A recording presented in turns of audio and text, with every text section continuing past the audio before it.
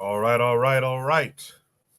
I'm a few minutes late. I do apologize for being a couple minutes late, but you know what I'm saying, better late than never. It's another Saturday night, so therefore it's another Saturday night shoot the breeze. I can tell now that I'm coming through. I can be heard. Make sure if you can hear my voice, make sure hit the like button for me. Hit the like button. That helps the algorithms, it seems. But beyond that, also just show appreciation that we're here tonight, another Saturday night for another Saturday night shoot the breeze. You know the deal. I like to come on before I officially start the show and let you guys know what we have in store for you. We're going to be talking about you, and I'm sure you guys have heard it or seen it on social media. I can't be deported. You know, there's a certain group that says that in America. I can't be deported. Well, we're going to be looking at the I can't be deported and how well or not well is it has aged. We're going to look at the karma that's coming for the Dominican Republic and how they've treated Haitians. We're going to look at a situation of when you tell black people how powerful they are, but they don't believe you. We're going to look at that tonight. That's a part of a deprogramming prompt. We're going to look at the British are recruiting black soldiers. Supposed to do this last week, didn't get to it. We're also going to look at get your SAR or you won't get far. We'll look at all those things tonight. You know what I did not do? And I'm just realizing it. I did not put the link in the chat. So what I'll do, I'm going to copy the link now. What I'm going to do is start the show officially. And by that time, I'll have the link up. In the meantime, you guys hit the like button, share the show with your peoples. Leave some comments before we begin for the panelists, etc. Right now, I see War Drum is out there. He says, thanks for the link up, Brother Bakari. So I think I've seen War Drum on Bakari's panel once before. So thanks for coming through. I know Bakari was live earlier. He probably shouted out the show tonight. So thanks for coming through, War Drum. Thanks to Brother Bakari as well. The matron is out there saying, greetings, everyone. Greetings to the matron, man. Always happy to see the matron's presence and to hear the matron's voice. So make sure you guys are subscribed to her. Remember, we're part of a podcast network. We're going to talk about that in a second when we start the show officially. But make sure to support the matron as often as much as you can. All right. So what I'll do now is I will start the show officially. And on the other side, I'll drop Shoot the Breeze topic number 1, as well as introduce and welcome any and all of my panelists tonight. So stay tuned.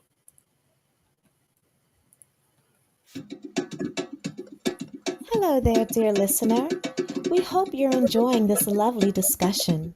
If you're not already aware, this show is part of a podcast network called KWAZ Radio, a Pan-African nationalist and Garveyite network committed to showcasing the rich and varied thoughts of African people.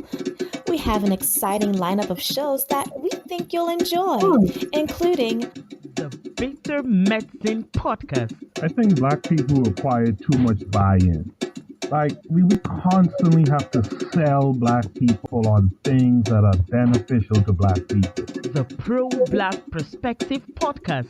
I'm fearful that our people are not really studying how to get ahead, and we're kind of, continually staying behind. The Harsh Reality Podcast. To me, it don't matter. I think people are so dumbed down. It wouldn't matter what you reveal to them. They still are in the matrix. They're in the simulation. They're going to keep doing what they did. They lemmings. So to me, it don't matter. The Learning Curve Podcast.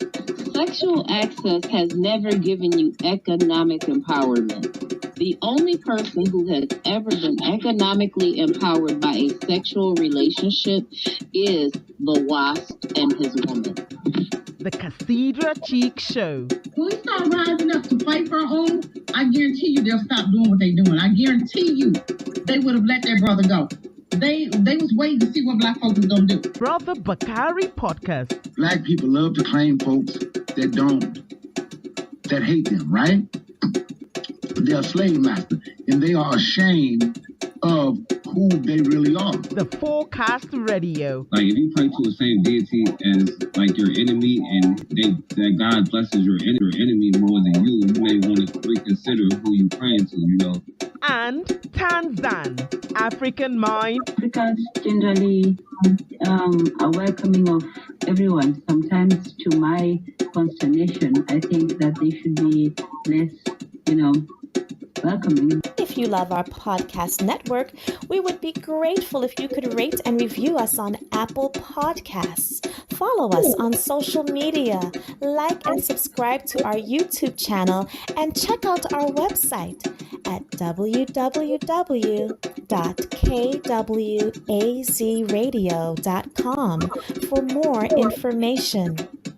Thank you for tuning in. And now, back to the program. Yes, indeed. Yes, indeed. Back to the program. Back to Saturday night. Back to Saturday night. Shoot the breeze. I want to thank everyone again who's already here. I shouted out the matron, saying greetings to everyone. Shouted out Wardrum. Bakari mentioned him to us. So he's here tonight. Kofi the Black Critic is out there. And Kofi the Black Critic is up here on the panel now. So let me welcome in my panelists so far. Let me start with Black Steel first. Black Steel, how are you this week? Thank God for the weekend, man. Oh, it's been a rough week, but I'm here with you. I appreciate you being here, man. I hope all is well otherwise, too. Let's welcome in the brother Oni this week. Oni, how are you this week? I'm cool, man. Thank you for having me. It's No late, problem. but I know it's been great. So, late and great. That's the play. Yeah, I appreciate it, man. I hope to have some later on. Let's hear something about what's going on in Tanzania, Bwana's here. How are you this week, Bwana?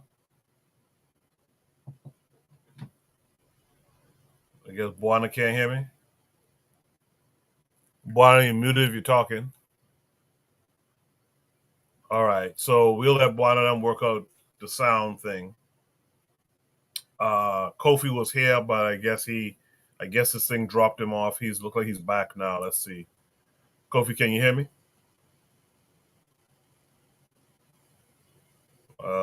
Kofi or Bwana, can you hear me? Okay, looks like we're having some technical difficulties already.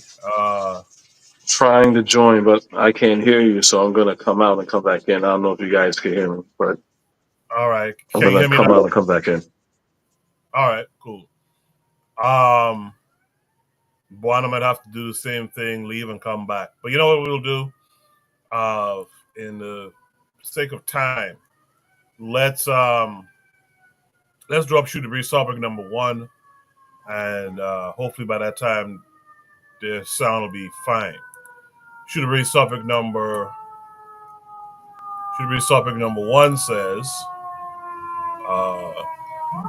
that quote unquote "I can't be deported" doesn't age well. This came with a link that's going to take us to X. Let me make sure everyone can see. Add to scene. Okay, so here we are on X.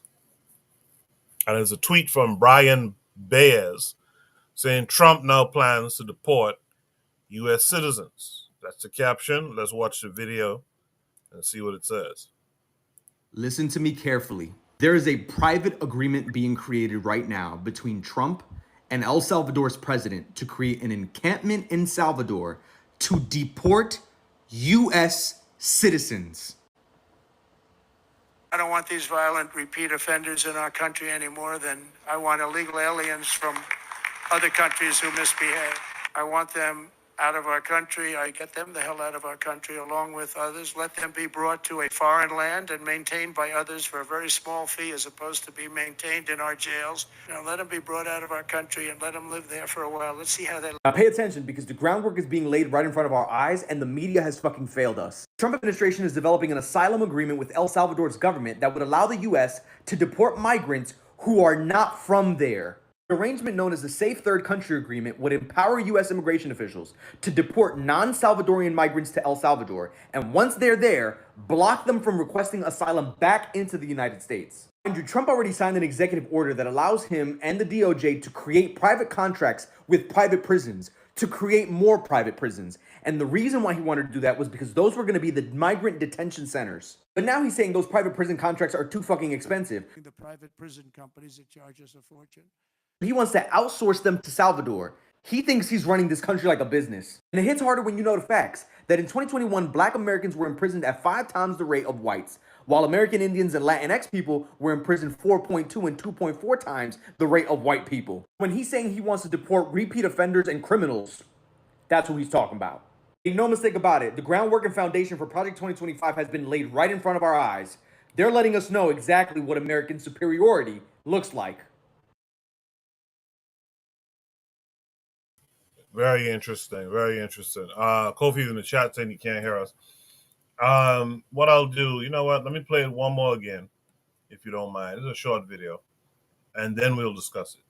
Listen to me carefully. There is a private agreement being created right now between Trump and El Salvador's president to create an encampment in Salvador to deport U.S. citizens.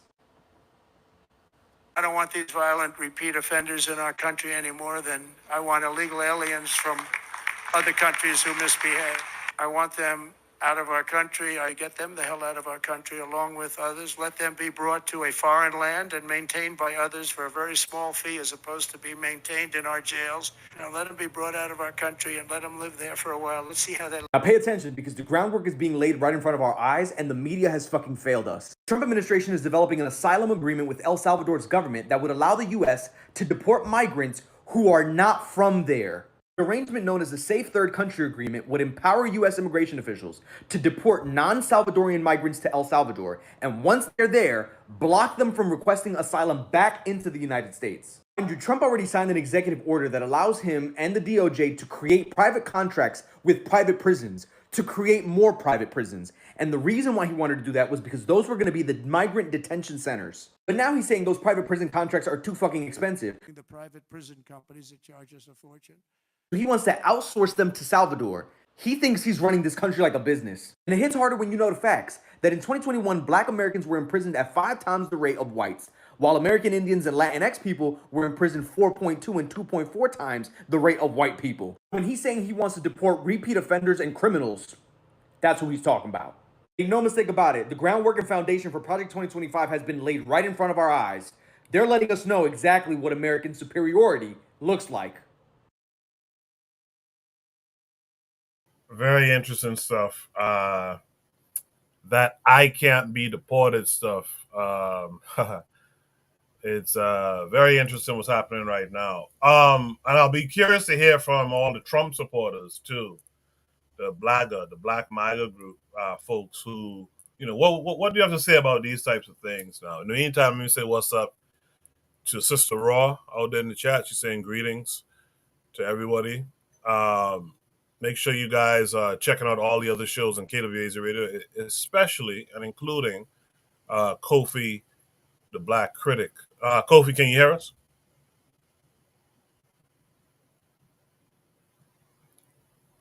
Looks like we still have that problem behind the scene. I don't know what to do about that at this point.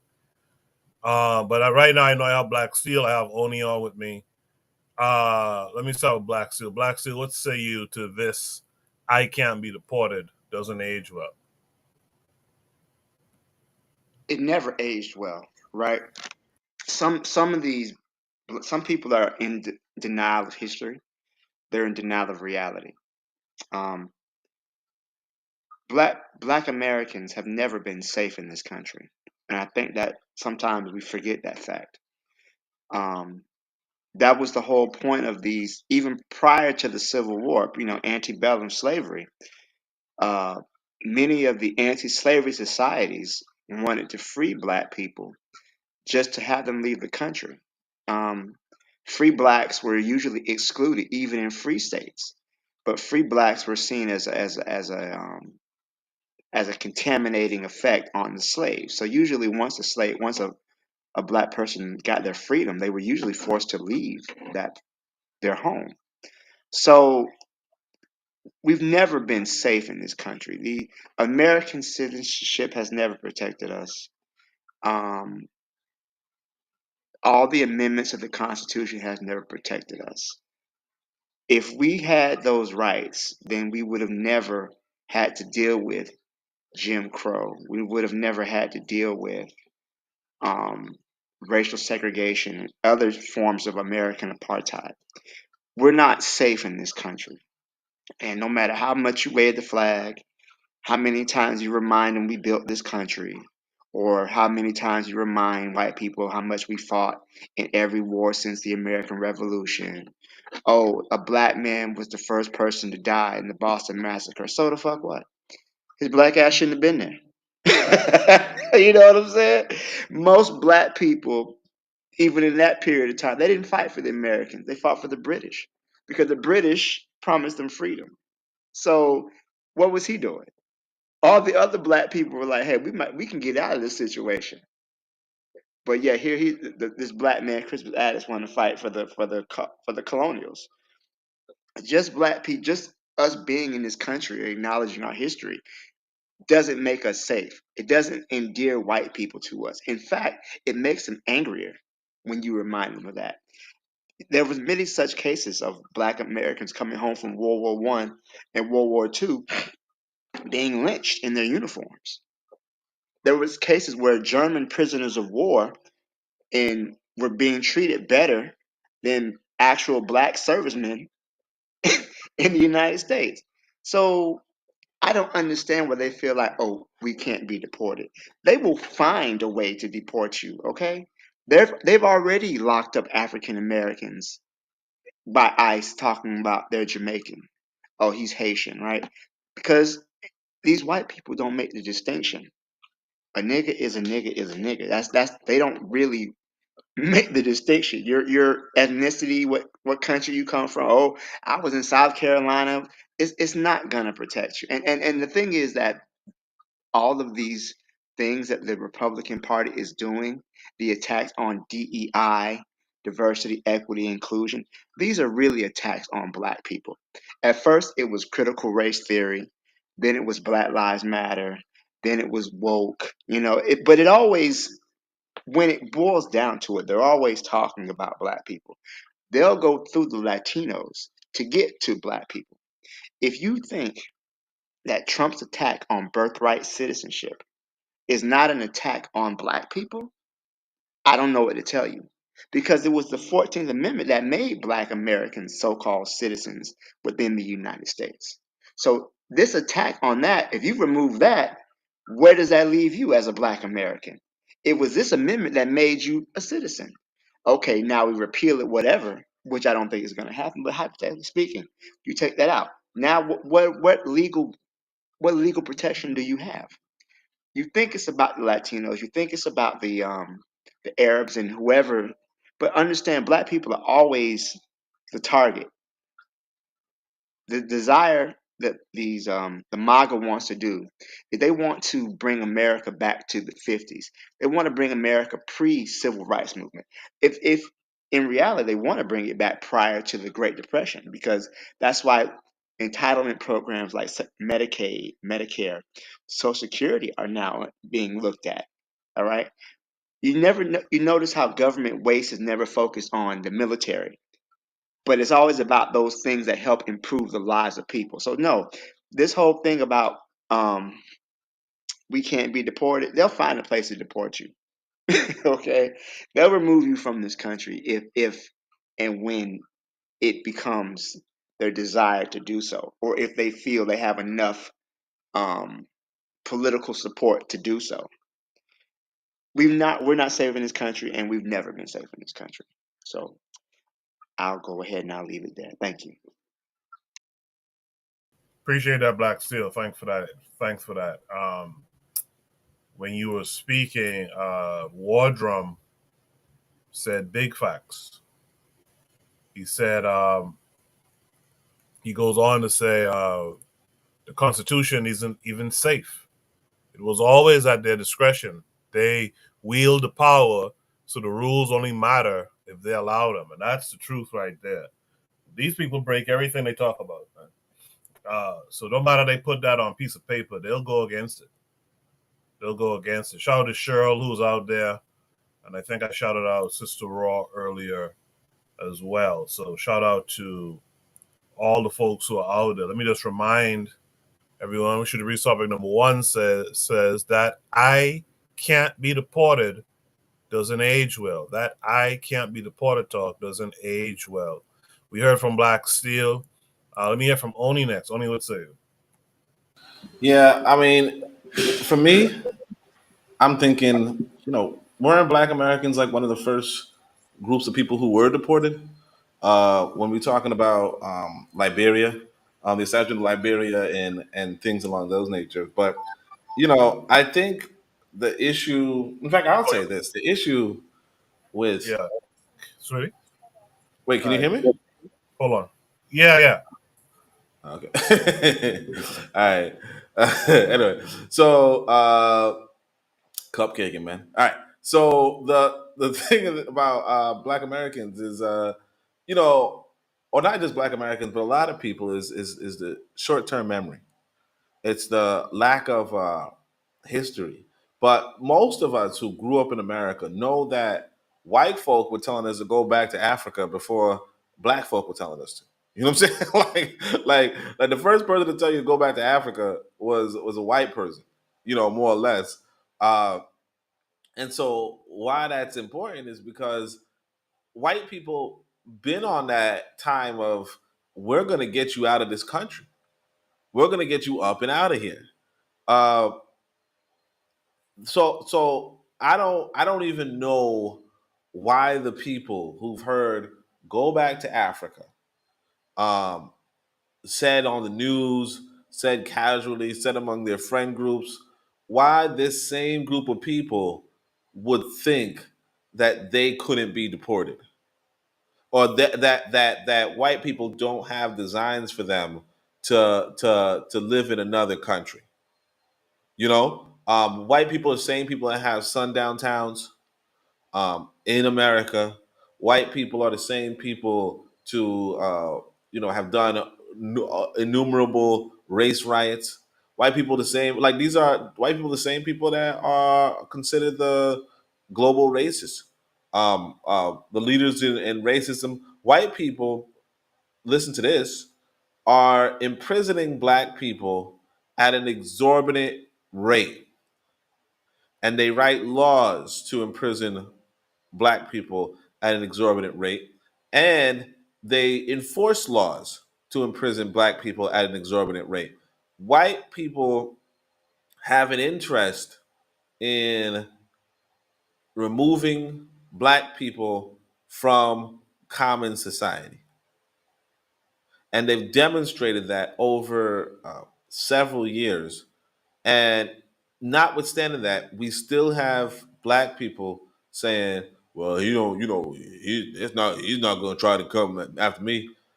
I mean, if anything, he's mostly demonstrated he's only coming after you.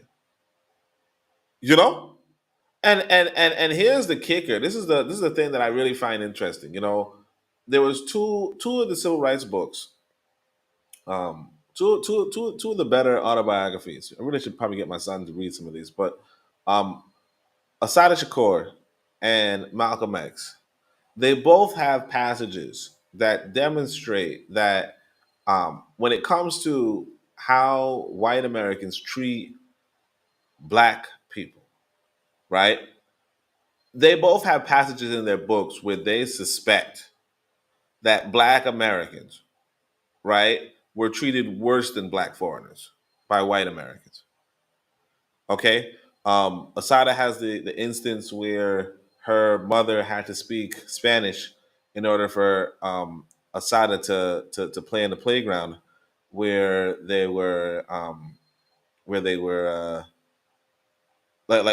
was where black people were discriminated against from playing in the playground, and Malcolm X has a story of if a black man wanted to sit at one of those counters, he just had to put on a turban and call himself an African, and and once he did that, he got respect as a human being.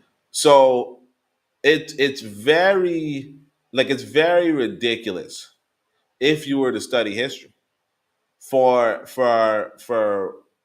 black people to try to side with the quote unquote white races, because black people um, were the historical enmity, and not just black people, but black Americans were the historical enmity for these American races. And that's all I'll say.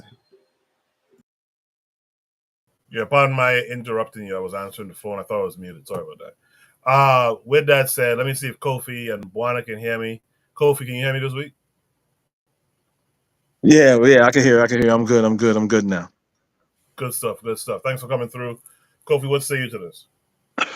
Well, I have a wow. I don't know where to start. This is pretty much a fuck around and find out moment for the small but loud segment of Black Americans.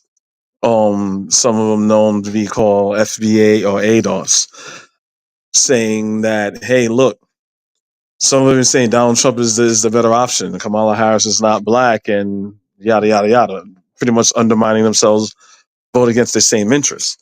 And the reason why you have people like Tariq Nasheed and his followers like Jason Black and all these people that was spreading a lot of lies about Kamala Harris and her position and things like that, and our brother Bakari would like to say, blocking bullets for Trump, is that they felt that Trump is only going to go after all of the black immigrants because they think they're not immigrants, right?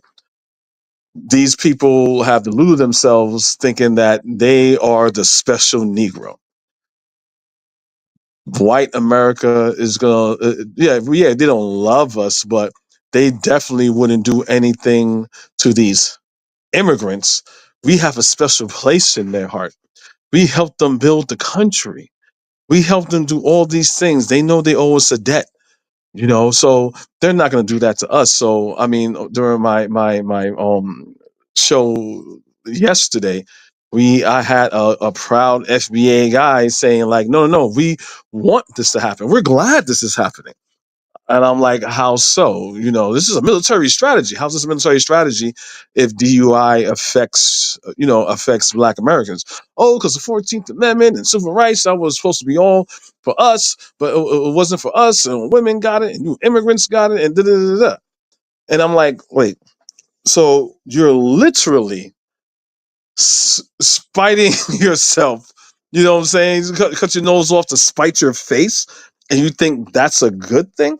I mean, I didn't get into it with them, but this is their mentality. Now, I'm not saying that's mostly black people here in America, as far as, because obviously a lot of black people voted for Kamala Harris, but for talking to the people, to the black people that think that this wasn't gonna happen and they have their head stuck in the sand, this is a fuck around and find out moment.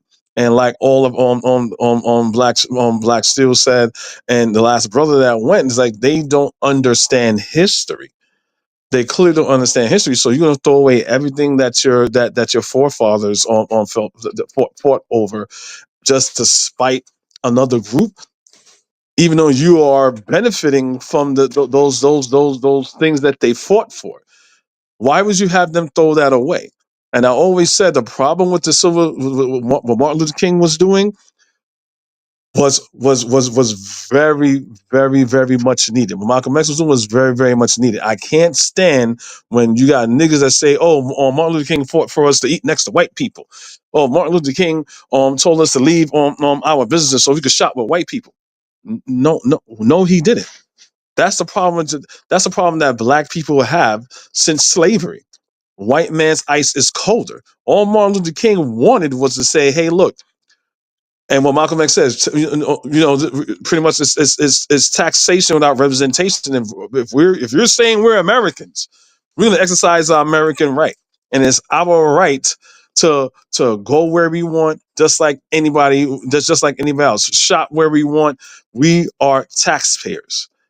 That's all Martin Luther King wanted, to have us to have the same equal opportunity, not favoritism, opportunity.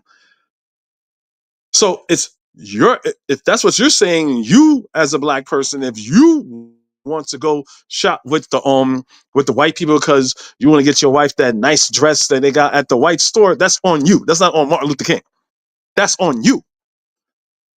I just can't stand when they say, "Oh, Martin Luther King." So these are these people that they're doing. So now they put all their trust in all these in white people, being that they're all the special Negro, and they're not going to touch them because I'm more American than you, because I'm FBA and I could trace my lineage here since back slavery. You're just a tether.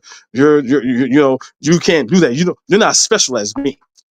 So of course, and you're an immigrant. So of course they're going to deport you back. They're never going to do that to me.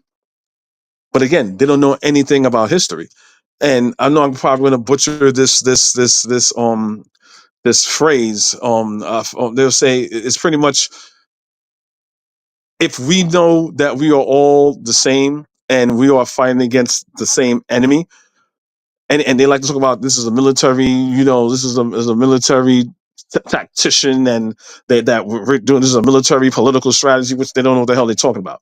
Because if you understand white supremacy, which FBA doesn't like, they all see us as one big nigga. We're not one big nigga. We're special. Yes, but they see you like that. Instead of you saying, okay, I don't like these black people, even though I say we're one. Let's try to have some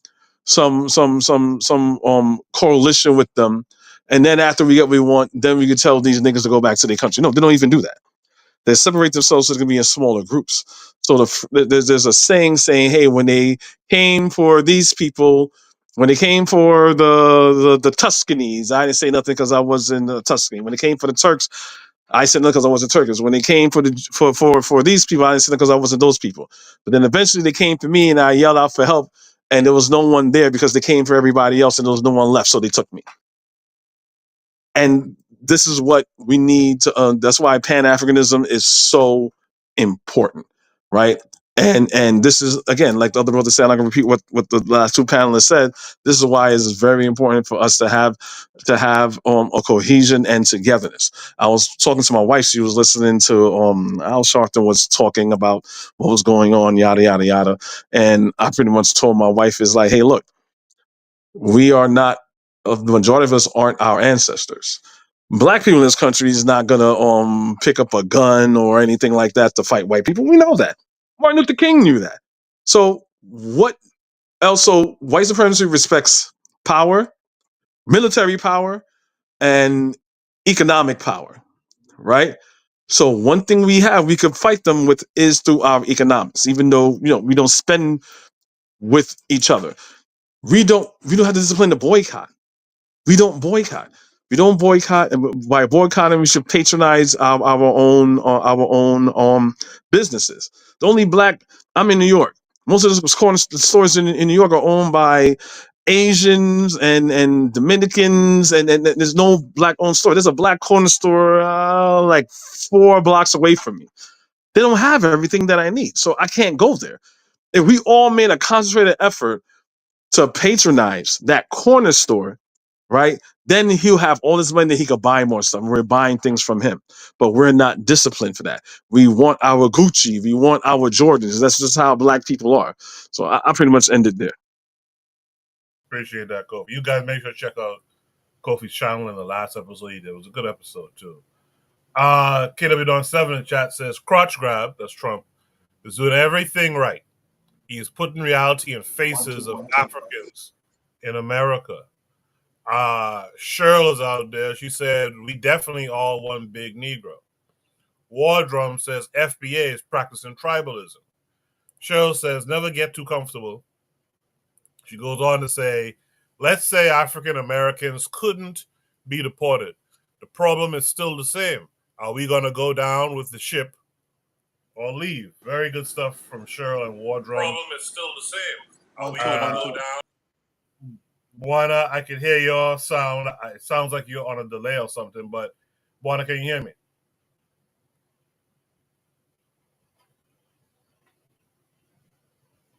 Okay. Yes, I can hear you, but I'm MacGyvering this stuff right now. So I'm listening. Okay. I'm listening and I can hear you. I can hear you, but I'm MacGyvering this stuff right now. Yeah, I know what he's doing because he got YouTube running, and so he can hear you and talking on the app, so you can hear him. Yeah, and that causes a bit of a delay. But Buana, how are you this week, and what do you think about this topic?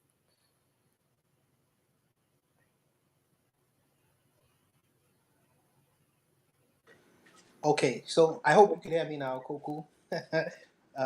I'm good. I'm good. I hope all the brothers are good as well. Okay, so I hope you can hear me now, Coco. We can hear you. We can hear you. Kofi, I can hear you very good. I can hear you very clearly. So hopefully you can hear me as well. So what I would say to this for this prompt is that Trump, when he got on the platform, one of the first things as president, he said that I am a law and order president. This is what he said, right? So if Trump wants to deport American citizens, not even deport, extradite American citizens to serve prison sentences in third world countries, the question I would have for the panelists and everyone listening is, what law will entitle them for the ability to do that? What law? What law? It's like sometimes Trump, I recognize that the president of the United States doesn't understand the Constitution and doesn't understand many of the agreements that he's signing off on. I understand that he is ignorant of many things. He is a businessman. So I have to differentiate whether what he says is lining up with the laws of the country. There are many things that Donald Trump says he doesn't have the ability to do as president. He does not have the ability. He's just talking. He's just talking. If you deport American citizens to third world countries to serve their time, here's what's going to happen. First of all the families, whites, blacks, Mexicans, right, who come to see their children or come to see their family members to prisons within America, now you're telling them to leave America and go to another country to see that. That is not going to fare well with his constituency. That is going to cause a whole lot of problems. Even for the MAGA supporters, and many of their family members are in prison. Then you have to deal with the prison industrial complex as a whole.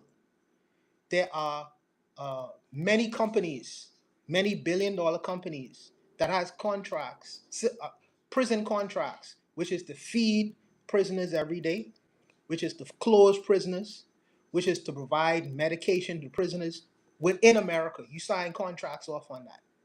So if you was to just randomly extradite all these American citizens to third world countries, what happens to the contracts all these prisons have signed with these private companies? Don't you know that will disrupt the prison industrial complex? What is going to happen to Trump after that? Somebody already trying to take him out. Because now you're dealing with billions and billions of dollars. You think that one man will disrupt billion-dollar companies without that being unanswered? JFK tried that. You see what happened to him with the military-industrial complex when he was trying to fight in Vietnam and disrupt that money. Another thing, too, is as far as this whole MLK thing, because Kofi mentioned MLK. Now, MLK is an interesting thing because Donald Trump wants to release the federal papers of MLK. And this is a whole uproar with some black people in the black community saying, well, we shouldn't look to him anyways. Oh, he was cheating on his wife, this and that. So we shouldn't have to follow after him anyway. Okay, if you want to, first of all, if you want to expose Martin Luther King, it's funny how Donald Trump himself didn't expose himself or release his own tax papers when people was trying to get him to release his tax claims or whatever. He didn't want people to see that. Then there was a civil case he decided to settle out of court. Because he didn't want the public, general public, to see or hear the facts of the case. So they settled signing an NDA agreement. So you don't necessarily know what went on in terms of that great issue that he allowed to be settled out of court. But he wants to quote unquote expose Martin Luther King, and everyone is jumping at the bits. But I say this, if you say that you're going to expose Martin Luther King, release the reasons why he is dead now, which is at the FBI files and their involvement. And it's interesting. You want to release all the secrets of Martin Luther King. Why don't you release the secrets of Malcolm X as well? Because people could run on after the fact that Martin Luther King was doing, may have been, and I ain't saying that he was, may have been doing things that was untoward. But why don't you expose Malcolm X as well? You know why? Because everybody know Malcolm X was a staunch Muslim, and he is into what he is into. Very difficult to follow after that. So some of the people who kind of like poo-poo Martin Luther King will have to shut their mouths, because Malcolm X was an extremely disciplined Muslim. So if you want to throw out Martin Luther King, why don't you expose Malcolm X too, and expose why he is dead as well? All the papers. He want to expose half-truths because he wants to justify why he canceled MLK Day and why he doesn't want to pay attention to Black History Month. But like I say, it's his country to run. The American people have voted, so we have to just accept what these people say for now. As far as the Dominican stores, Kofi, the last time I checked, I thought some Dominicans was Black, but I confused about that. You could correct me on that. No, Dominicans are Black. Yeah. I don't know if you can hear me, Juana. Yeah, Dominicans are Black. I'm not saying Dominicans aren't Black, but here in New York, for lack of you know, having a back and forth, saying when we say, because you could have there's a plethora of different Dominicans and Puerto Ricans. You can see someone that's at my store. There's Dominicans that's Black as me, and then and then you got some that look like Jennifer Lopez. You know what I'm saying? So when I say Black, I just mean just Black, not saying they're not Black, just like, someone that's like Bayesian, Trinidadian, Bahamian, Black American. That's what I mean as far as like Black, so I don't know, let's say in some fantasy land, let's say Black people get a hold, we start getting our corner stores and we start patronizing our corner stores. I don't know. I would like to see how the Dominicans, who are also Black, how they would react to that, or we could do business with them. I don't know. But right now, it's the Arabs and the Dominicans. They got corner stores in New York City on lot. Well, I got the floor real quick on what Brian. I did agree with a lot what Brian said, but I want to also add Donald Trump, if he's just so gun ho about exposing people. So he signed to release the Kennedy files, the 9/11 files, but he didn't want to release the Epstein files, which we all know he's all over the flight list for the Epstein files. We have audio and pictures, obviously, of Donald Trump and Epstein together. We have Epstein saying Donald Trump is my best friend. We go to Trump hotel and all this other stuff. But he doesn't want that released. So America is fine with the pedophile. You know what I'm saying? America is fine with the racist, a pedophile, as long as it's a white man, right? And Ron also said something that was very true. Yeah, it is. Again, this is another fuck around and find out moment. But people like me, Brother Bakari was saying, like, this is what he wants to do. There's no guardrails. And you guys were saying we're being hyperbolic, or you're feeding too much into it. Trump just says shit, blah, blah, blah, blah. Yeah, but why do we want to give this person an opportunity to do things like that? So, of course, he was trying to take away people's citizenship, but that's unconstitutional. He just can't do that with a stroke of a pen of an executive order. The judge blocked that. It was like a recurring thing all over again. We're going to do a Muslim ban when he was first president. That's unconstitutional. You can't do that, so I'm going to block that. And same thing here. You know, he's trying to put a whole bunch of executive orders, trying to muddy up the waters, and people are blocking it. His thing is like, okay, if it goes to the Supreme Court, if he appeals it, he got the Supreme Court filled with conservative judges, so they can say, okay, hopefully they'll be able to amend the 14th Amendment and amend all these things where I don't have the initial power, but it can be turned over. Remember, this is Trump 2.0. This is Project 2025. They learned from their previous mistakes, so they're going to try to rectify their quote unquote mistakes from the first term from this term. Trump also wanted, but a little bit off topic. Once we're talking about politics here, and Trump is basically he wanted China to resolve the conflict that's going on in Ukraine. President Xi, he'll take care of it. And so, you letting our enemy, quote unquote enemy, because President Xi is not his enemy. Because every time China comes here, or he deals with China, and anyone that comes to the United States, to the White House, Trump makes sure they stay at the Trump Hotel. This is how he's making money, skimming money off the top, right? Oh, but no, China can deal with it. Let China deal with it. You know what I'm saying? Like that's unheard of. So you let our enemy deal with our ally, which is Ukraine. Also, I think honestly, Trump is literally trying to undermine the United States. I think he has a stake in Russia and Vladimir Putin and these dictatorships, because he's making all of our allies the enemy, and he's praising all of our enemies as allies, doing tariffs, looking at the stock market. He looks at the stock market, seeing the stock market plummet with all the things that he's saying, and he's still going full steam ahead. Today's the first day, I believe he's done. He's implemented the tariffs from yesterday, so he's going to implement the tariffs on Mexico and Canada, knowing what the stock market is going to do. But I pretty much end it right there. Appreciate that, Kofi. In the chat. I'm sorry, I didn't mean to cut. I want to speak real quick about something that you mentioned. Go ahead. Buana said, what law could they possibly use, right? And this is the reality that a lot of people have to come to terms with, right? American democracy, such as it was, is a thing of the past, right?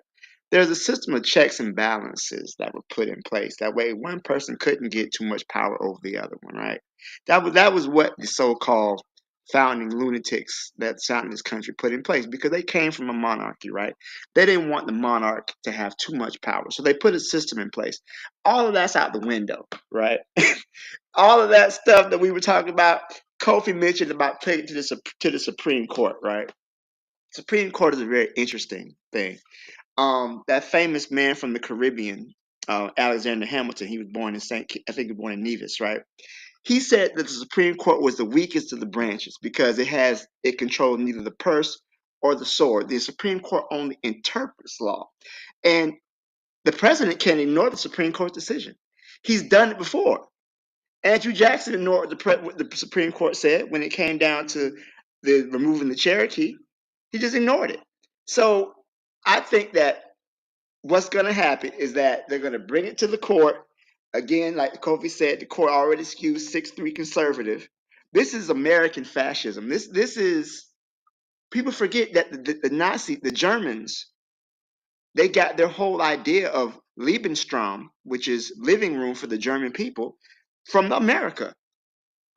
The idea of manifest destiny came from that. So America is really just falling back on its racist, fascistic roots that it's always had.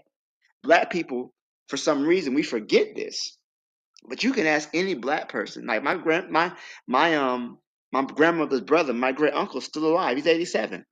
He can remember the way things used to be prior to the civil rights movement and the various acts and laws that were passed in the 60s. If the way this government is skewed, he'll make. I honestly do believe that they will possibly amend the law. They've already had people where if you've been declared an enemy of the country, right, they can hold you within indefinite detention. If they want to torture you, they'll move you to some of these CIA black sites, which is overseas. because in America they can't quote unquote torture people. They just move Guantanamo. you to Guantanamo. That's not U.S. soil. They'll move you to Thailand. That's not U.S. soil. They'll move you to Bahrain and they'll torture the shit out you. There's always ways around their foolishness that I see that they're starting to do more and more. The hypocrisy that this government was built upon is no longer being hidden anymore. It's being openly displayed for all to see. And that's really what they're going to do as far as deporting American citizens. They're going to definitely try it. I appreciate that. Black Seal. Who's speaking? This is me. I can hear wonderful. This is wonderful. I'm on time. So I go use it while I have it. So Black Steel. If Donald Trump decides to randomly act as not following the American Constitution, if he doesn't follow the rule of law anymore, why does any U.S. citizen have to follow the law? If the man in charge making it up as he goes along, why does any other citizen have to follow the rule of law? They'll kill you if you don't. Well, They'll we have kill you. there are, and I hear that because the president is the head of the army, like you said just now. With Hamilton said it's the weakest institution. So yes, Donald Trump has the control of the army, being the president of the United States. But there are situations like Brother Bakari always used to telling people about arming themselves in a country, and I'm not saying that they could win, but in a country that is armed to the teeth, there are more gun owners. There are more guns on the streets of America than there are citizens. Okay? So if you use that strategy of force, then everything is on the table. No more policing in America. How you get, first of all, even leaving the house gonna be a questionable thing. If you put troops on the ground, American troops on the ground in the United States of America, and the rest of the world sees that, they can say, oh, now it's lunchtime. It's lunchtime. Because now they're going through their civil war, their internal civil war. Now it's time to take control of the world. Not Russia and China and everyone looking, they'll be saying, oh, now imagine this. In Hillary Clinton looked at Libya, and Hillary Clinton said, oh, they have one leader, which is Muammar Gaddafi, but they have factions within the Libya where they hate Gaddafi's guts. But the only reason why Gaddafi remains in power is militarily. They don't have the ability to remove him from power. You know what the U.S. government did? They armed the people who was against Gaddafi. What makes us think that Putin, people like Putin and the president of China and all of America's enemies look at that scenario and say, there's a civil war going on in America. They are split down the middle and divided. Why don't we just arm and facilitate the people who hate Donald Trump? This is when they're weakest. So I mean, he could use that route of force. I don't think that would be a winning strategy, and he's gonna put his little white supremacist hermit kingdom into a bad conundrum, because you're not only fighting against your internal enemies, but your external enemies can look at that and say, now it's time for us to jump. Now it's time for us to remove these people out of the way. So here's what I would say, Juana. One thing is that you have to understand. Couple things. America is essentially very right wing, right? They're very authoritarian. Number two, the population of this country is pretty much brainwashed. They're probably the most indoctrinated people in the world. Like, we really do believe the bullshit. It's sad. So I would say, I think most times, because most Americans, I say Americans, I'm referring to white Americans, but we have a growing contingent of Black Americans who fallen for the banana in the tailpipe. But overall, I would say one thing is that we look and see how this country reacted when Trump tried to overthrow the government the first time. Not only did they not indict him, they reelected him. So they put him back in office. So many. I believe that what would happen is that if there was enough of a civilian outcry, many Americans would side with the powers that be. They would side with the police. They would side with the people who are in charge. You see, even right now, the things that are going on in this country are mainly self-inflicted, right? The economic downturn, that's mainly self-inflicted. But you see, it's the immigrants' fault. It's DEI. It's everything else. I think that enough people in this population, and to your point, who has most of the guns? Most of the gun owners are white men, like 75% are white American who overwhelmingly voted for Trump. So I think that there, because unfortunately, so many people support him and they support what he's doing because they want to see the country improve. This is what happens in fascism, because fascism is capitalism's immune system. When capitalism is on the decline and people are struggling financially, they just want somebody to make it better. They just want, hey, how can we? I always hear, what are we going to do about the price of eggs? Majority of Americans would trade all their freedoms for cheap grocery prices, and I'm being so serious right now. Appreciate that, Black Steel. There were some things I wanted to point out in the chat, but it's so many conversations, so many comments, I can't, but I tried to put them up on the screen. One of the questions I think Sherlock's was, did she miss anything? Have African Americans been deported? And from what I understood this past week, yeah, some have, like more than you would think. And I think I think some got sent to Nigeria, some got sent to Liberia, if I'm not mistaken. So apparently it's been happening. Probably not in huge numbers to make a splash, but it seems to be happening. Osei is out there. He said that FBAs are not going to allow Trump to deport fellow FBAs who built this country. So that's a sentiment that's out there as well. With all that said, though, he's been waiting a long time, and he's the anchor for this particular post. Let's hear from Jose. Jose, how are you this week? Yeah, I'm okay. Good. How are you? How's the panel? Hello, everybody. Yeah, I'm good. Thanks for coming through. Panelists can say What's up, Jose? How you doing, Jose? What's up, man? Okay, fine. Sleepless. But the subject, yes. I posted this. I'm trolling. I troll FDA. X. And I kill a lot of times. At times, it's become real. Jose, you're kind of choppy to me. Is Jose choppy to the rest of you? Yeah, he's very choppy. Very choppy, Jose. Oh, that's interesting. What can I do? Go off and come back up. What I'll do is I'll throw. Before you do that, restart your device. Restart your device. All right, so go off, restart your device. What I'll do is I'll throw it to the chat and to the panelists. Any follow up thoughts, and we'll talk until you come back. Yeah, I saw a video on my community page that they were even trying to deport Native Americans. they said there was a video. They said they were deporting Native Americans, probably thinking that they're Mexicans, pretty much the same people. And it's like, no, I'm a Native American. Well, show us your citizenship. Like, no, here's my blood test here that I am a Native American.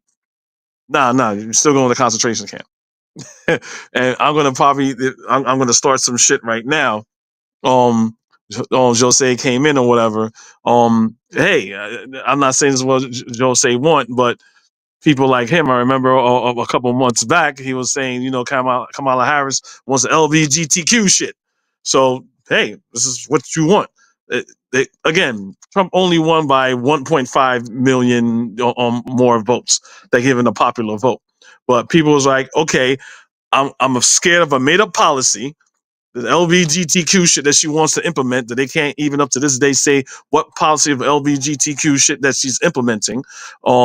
She's locking up a whole bunch of black men and just all these things that she doesn't have. But you know what? Trump is better. He's a businessman. He has such brilliant business acumen, and he knows what he's doing. He's successful. Yeah, he's a little racist, but at least I don't have to pay on a whole bunch of money for eggs and gas. And here we are. And I'm going to mention this for all fucking 4 years. Because I'm not a told you so type of person, but for the next 4 years, I'm going to be a motherfucking I told you so type of person. And I'll leave it to the panel. So hold on, man. Stop, man. Hold on. Am I? Go ahead, Jose. Can you hear me? Yeah, Jose, we can hear you much better this time. But 1 second, Jose, let me get Black Steel's response to that. Yes, and then yes, I want to hear it too. I want to hear it. Yeah. Black Steel. You might be on mute. I just had to plug up my laptop. Hold on 1 second. No. Let me say, most black people voted for Harris, man. It was only a small, majority. Yeah, that's what I said. Most people voted for Harris. But let me say this though too. I really, how can I say this, man? Trump is a symptom. He's not disease itself, right? The problem is that it's not that black people, or and I've heard those comments too. But the reality is, if every black person voted for Harris, she still would have lost, right?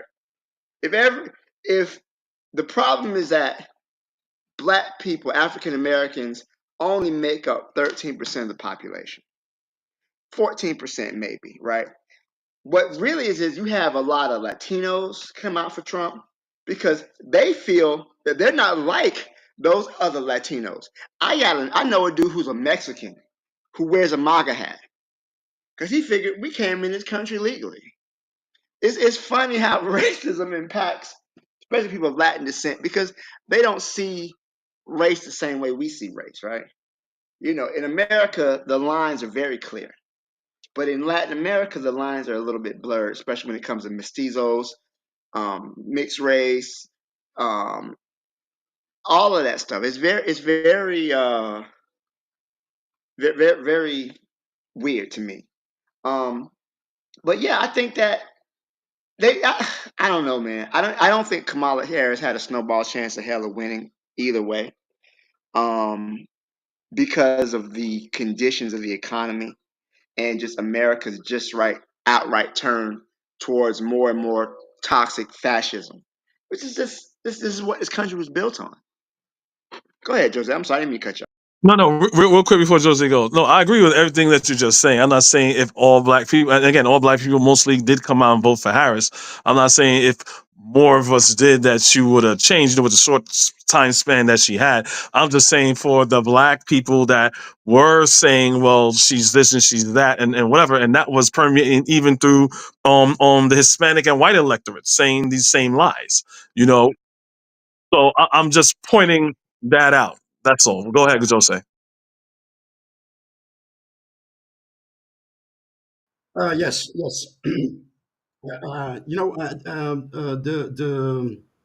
The I told you so factor. I wanna make clear that imagine I'm in the Netherlands. Imagine that I would talk about the politics of the Netherlands, right? And how our people are fighting to be accepted in the Dutch society, right? Wouldn't that sound strange? So for me, Kamala or Trump or Bush or Obama, that's the American government. To me, that's one thing. It's the American government. I'm a Pan African. I'm a Pan Africanist. So local politics in Sweden or Portugal or the United States, it's all the same. It's them. So for me it's always about a third person. It's them. We are not part of it, so that's in short, to clarify, when I speak of the American politics, that's this what I just explained is behind it. But anyway, the subject, right? So I draw out of boredom When I'm watching the animations render, I'm a lot on X, and really to blow my steam. So this is kind of uh, uh, um, an sarcastic post that I made. I literally copied and paste my caption, and that's the title of this subject today. Something like what was it again? It's aged like milk or whatever.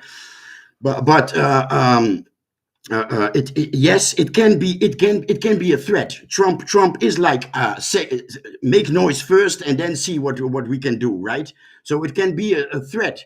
Like he, I guess, I believe he mentioned El Salvador, right? And that president was kind of hard with the gangs, and he solved the gang and violence issue in his country. So of course, homie has to name El Salvador. Maybe he didn't even talk about with El Salvador about it. It really sounds like a threat. But then there's Guantanamo Bay, right? He can like he did with the so-called terrorists. Many were even from European countries that ended up in Guantanamo Bay, and other prisons in Egypt and Tunisia and whatever. But yeah, I guess he can do it. He who makes the law can change the law. Um, but way before, years before, I've been saying, I've been thinking out loud, how is the United States going to compete against how trade with China and machines, cheaper machines and cheaper construction companies from China, how they are changing the so-called global South slash third world. How is the West going to compete with the global South? And I always suggested that would be that our people in the United States are in danger, because it would be number 13, right? I've seen Black Americans claim that Bush, Trump, Bush, whatever, the same thing. Claim that the 14th Amendment is for Black Americans, right? But for who is the 13th Amendment? The 13th Amendment is also for our people. We are the most incarcerated, and we're doing we're working for the military industry, or whatever is manufactured in prisons, and the fields, the plucking of tomatoes and berries. Yeah, I'm afraid prisoners are going to do it. So if he's going to do it in El Salvador, Guantanamo Bay, or in house, I'm afraid my prophecy, quote unquote, or what I was afraid of is coming near, right? I mean, does anybody see what I mean? I mean, they're already using prisoners to fight fires in California, right? Exactly. So So, so so so that you rig up a very good point. And another thing is that they say the 14th Amendment was meant for slaves, right? The Second Amendment was meant for people with muskets, okay, muzzle loaders. So what if it doesn't matter who was originally intended for? I hate that line of thought that I've heard them.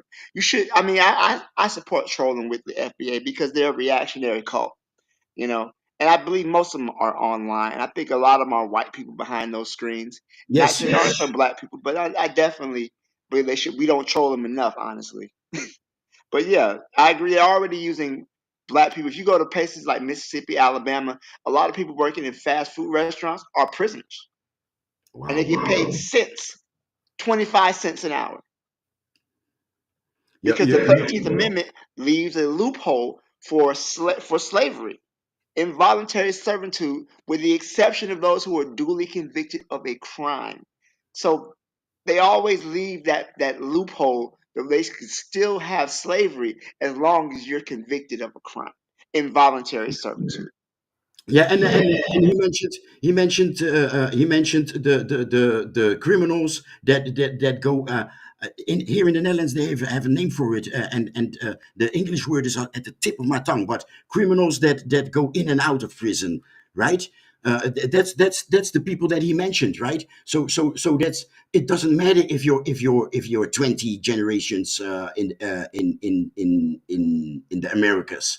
If you are repeating criminal, maybe that's the word. If you are a repeating criminal, it's for you. He was talking about you. And like on the Cape Verde Islands, there is a term. The last 2 decades, there's a term, and it's kashubadi. But and what is it? It's deported gang members and criminals from mainly the Boston area, because that's where we are the most, because of a will hunting history. But anyway, a lot of criminals on the Cape Verde Islands are deported from the United States. So this term kashubadi is cash or body. It's stick up kids, right? So people have been deported with green card. People that don't even know Cape Verde Islands. They haven't set foot. Maybe they were born there and taken out as a toddler or a baby, or maybe even they were born and thus legal in the United States, and they still get deported. You're a repeating criminal, you get deported, and now it's, you get put in prison to work, right? And uh, uh, outsourcing is a thing in the car industry. Taiwan is making the chips, right? So why not outsource? Okay, contracts are signed about food, etc. Maybe those companies are happy because the food is going to be cheaper. I mean, fascism, right? Companies and government intertwined with each other, and the worker, yeah, the middle finger for the worker. I mean, everything is possible with these motherfuckers. Look at their history. Why are blacks trusting? Why are blacks trusting white law and white history the most? I just don't get it. Yeah, I'm a citizen. I can't be deported. What do you mean? Anyway, thanks. Appreciate that, Joe. Say real quick in the chat, Cheryl says you can shut down FBA really quickly.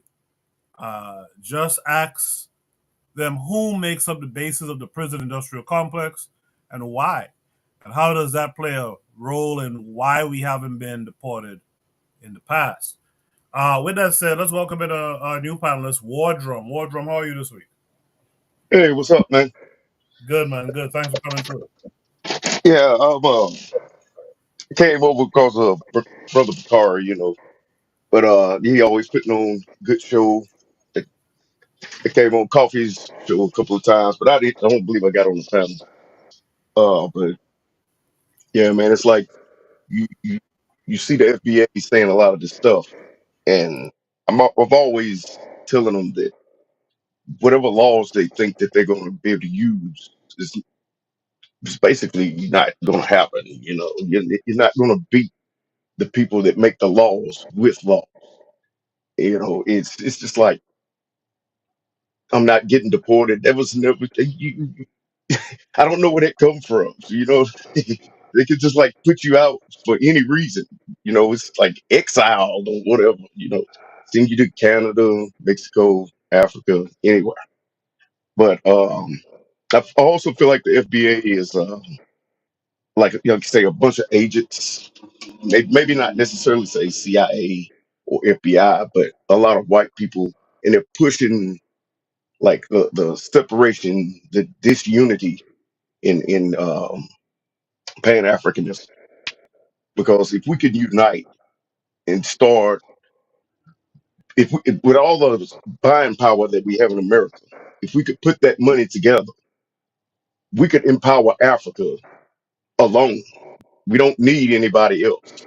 And then it would make it to where Africa wouldn't depend on trying to export mineral resources and things. You know what I mean? But yeah, the FBA, I feel like I feel like it's a talk, like it's a tool for white supremacy, and pretty much that's it, man. You know, everything else that you guys say has been on point, so it's like I'm preaching to the choir. Talk to you guys. Yeah, well, Wardrum, still hang out with us some more if you can. All right, Uh, Yeah, yeah. what's up, War Drum? Thanks for coming through, bro. what's up, man? What's up? Um, real quick, in the chat, Cheryl says, I'm going to say this one more time. They're not deporting African Americans in mass because it's not within white America's best financial interest to do so. They need African Americans specifically. So I'd like to address that a little bit, if you don't mind. I'm going to introduce the next panelist. Is they here? Yeah, they're here. Oh, actually, it's two panelists. So I'm going to just ask this follow up question, and I'll start with the new panelists to answer it, and then I'll get it from, the response from the rest of you guys.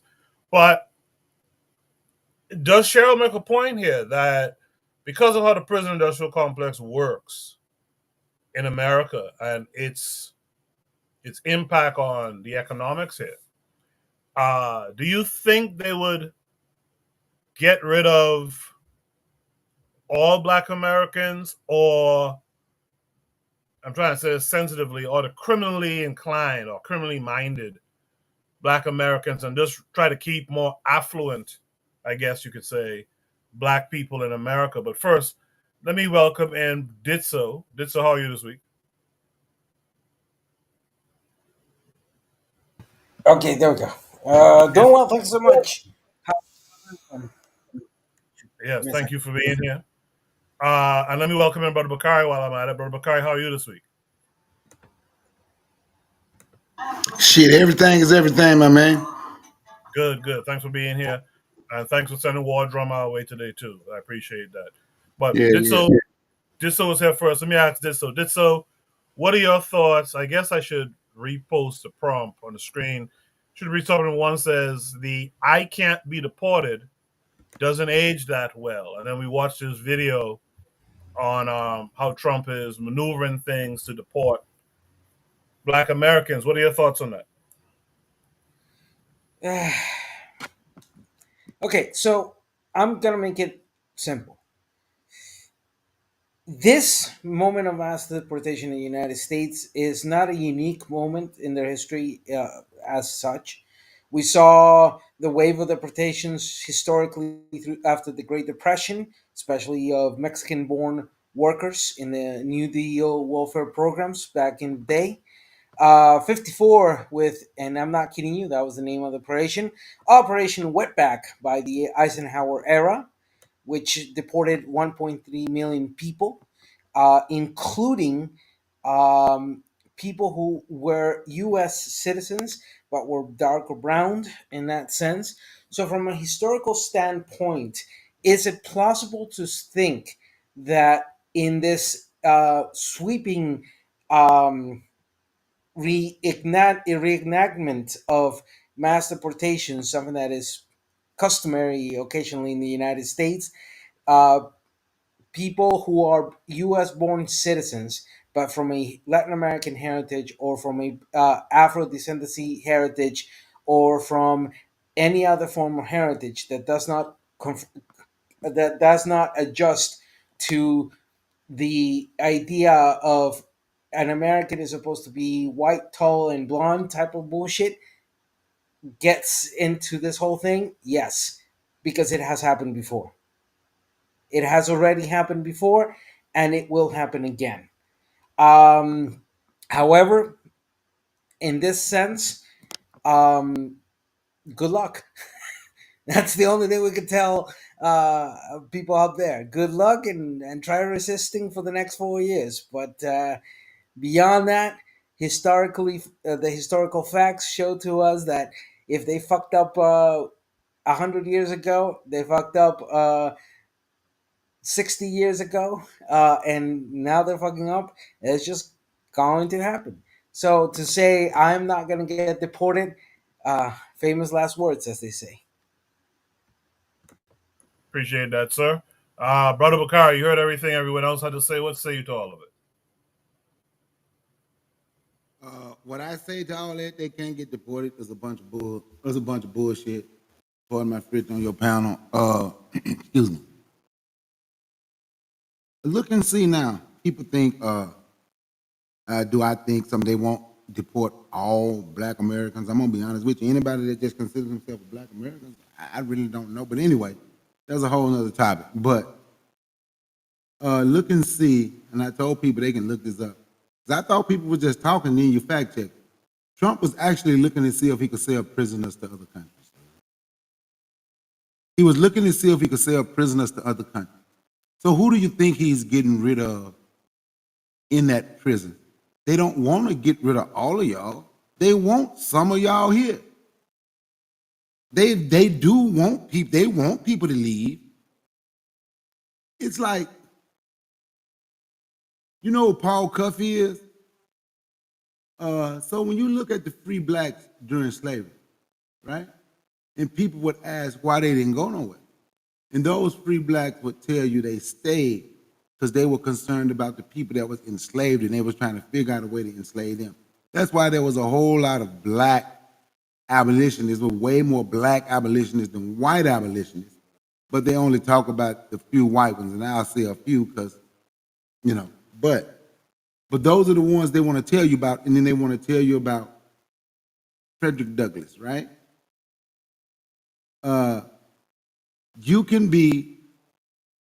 These people can be deported, but they are so happy that they had an opportunity to say that they are next to whiteness. I remember a thing that was put out on Facebook. This was probably about 3 years ago, when the guy, he was ADOS, FB, one of them he was. I call him the same. But anyway, he put in, with us being Americans, descendants of slavery, and the foundation of Black America. What he put in the thing, he said, with us being American descendants of slavery and the foundation of Black Americans, we were the slave, but we also had a relationship to the slave master. So now it's time for the slave master to accept the slave as family, because we are family. We are all American. We are what make up America. We are the real Americans. And so it's just crazy. And sure, I don't care why he wanted to send them away, whether it was for prison labor or not. That was not the point why he was deporting them or why he was trying to sell them to other countries. The point is that since you make up the majority of the prisons, who do you think will be the majority of the people deported if he sold prisoners to other countries? That would be Black folks. So to say they can't be, but I don't think they want all of them going away. I yield the mic. I appreciate it, Brother Bakari. Let me just throw something out here, too, by the way. I'm still going to throw that question to you guys about the prison industrial complex and how that affects deporting Black Americans. But I want to point out something, too. There was a letter, and some of you might remember from whom it was. It was an African king. And I think he was writing a letter to the Portuguese, I think it was. And he was saying how Africans, just like everyone else in the world, did with their prisoners what they failed to do with their prisoners. So when I hear particularly FBA's, ADOS, and others talk about, well, Africans sold us. Well, what it was you were a prisoner of war to those particular African people. And they said, well, to our prisoners for we're going to sell them. And you hear the same conversation coming from Trump. They're trying to sell prisoners and for a small fee, right? This is what people did. This is what everyone did at one time, and we happened to do it. Our ancestors happened to do it, not knowing the beast that we was doing this transaction with. So I just want to point that out, that it's something that everyone does, and as a matter of fact, if you look carefully, people still do it, right? They get rid of their prisoners, they sell them. With that said, final thoughts and or responses to the prison industrial complex and how it affects what Trump is proposing to do. Anyone can answer in any order. Go ahead. Well, I would say this. There's no distinction, right? They don't make the distinction between law-abiding black people and non-law-abiding black people. They will find a crime to charge you with. So after the end of the Civil War, during Reconstruction, they had vagrancy laws on the books. So if a black person was considered a vagrant, they were considering loitering. They would charge them with the crime and lease them out as a convict. So they had what they call convict leasing. You couldn't pay the bail, you couldn't pay the fine. This white man says, "Oh, I'll pay the fine for you. You work for me for 3 months, I'll pay your fine. You can go free." You end up working for him for a year, right? So this was a form of involuntary servitude, convict leasing. White people love slavery. America loves slavery. America loves slavery. They love genocide. They love stealing stuff. It's as American as apple pie. So I don't think that the law is no shelter for Black Americans. And I'm sorry that here we are in the year 2025 still figuring this out. I think it was Bobby E. Wright who said that Black people have been in America 400 years and still don't know how it works. I think that's sad that we still are repeating the same mistakes, or we're believing that white people woke up one day and they changed. I think what Bakari's quote was crazy. That whoever said, they should come and accept us. We the real Americans too. We're what? This is such a sad version of battered wife syndrome. And I think that the conscious community has an obligation to make the unconscious conscious. I think that maybe we need to maybe pick it up because we're looking at some really bad times ahead of us. Hey, Black Steel, I hope you're not talking about the conscious community that's on YouTube, the people that call themselves conscious community. Absolutely not. They're clowns. Okay, Absolutely not. okay. I just wanted to make sure. Absolutely. 'Cause I hear people saying conscious community be talking about them. No, absolutely not. Yeah, okay. That's it. Yeah, I want to point out. I want to point out something that I just remembered as far as the American Constitution goes. Because, like I say, the president of the United States said he's a law and order president. Fine, he could go off for that. But in the 13th Amendment, it says that if you are convicted of a crime, that you are not prohibited from slavery.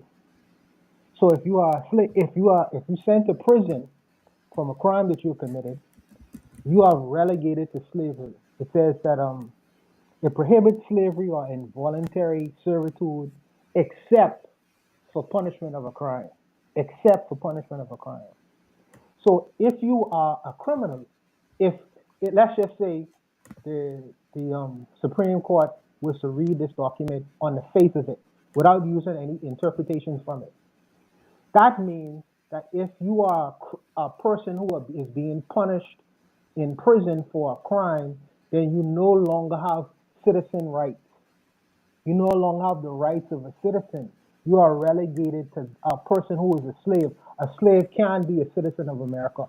Therefore, you could send prisoners or people out of the country and have legal backing via the Constitution. If the Supreme Court was just to read the 13th Amendment on the face of it, just the words itself, without any interpretation taken away, then you would legally be able to ship people from the country because they don't have the same rights of a person who is quote unquote a citizen of the United States. if you just look at the 13th Amendment. I would just really wanted to put that out there. If there's no last thoughts on this prompt, for time's sake, too, let's go to Shooter Breeze topic number 2, which is a little bit kind of in the same vein, I would think.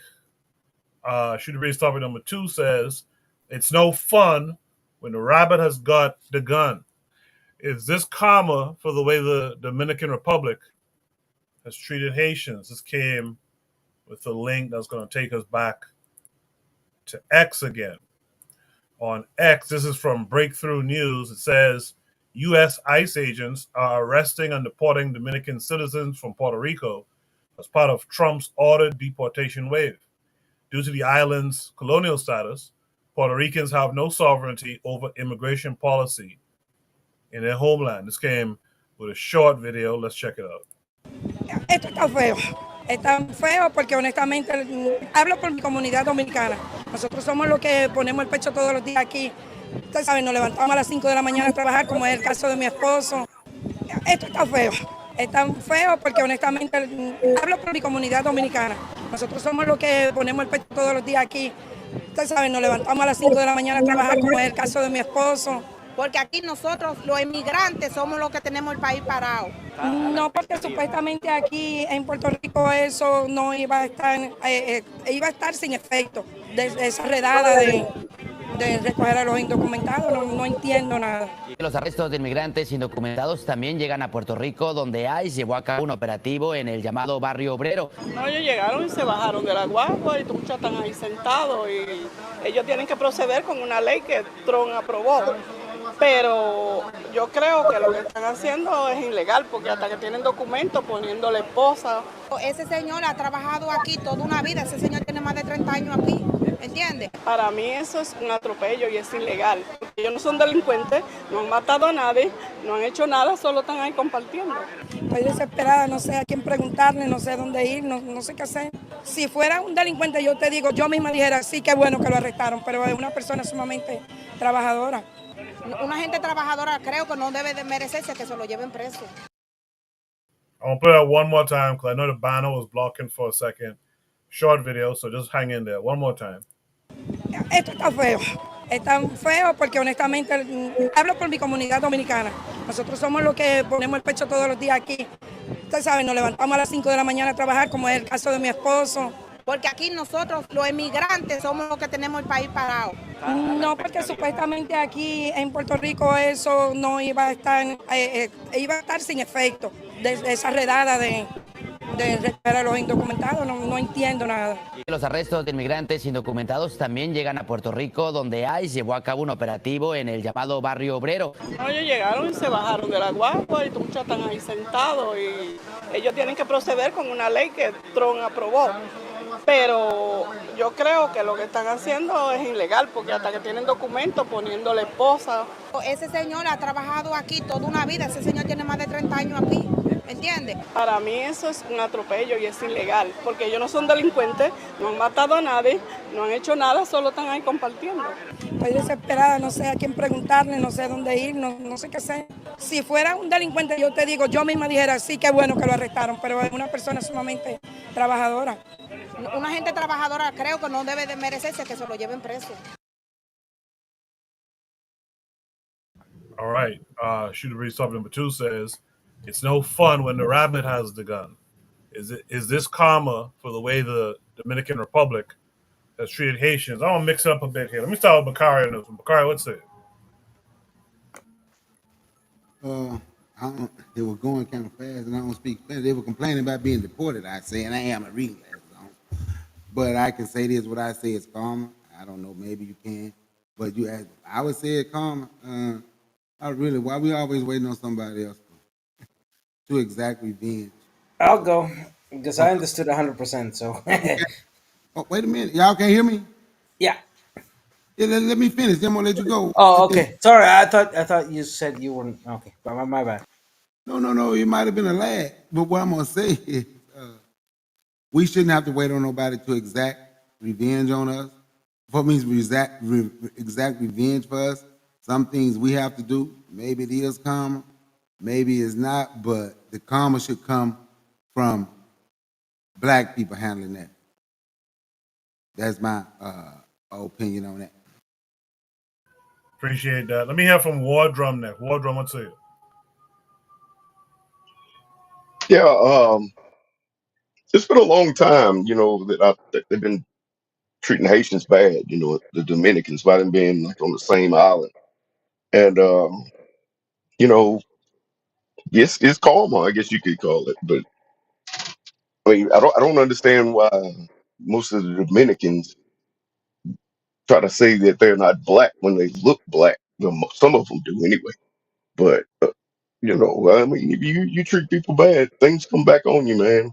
I don't think I think like Bakari said, we shouldn't wait for karma, but I also believe we we don't have any political ground to hold over here.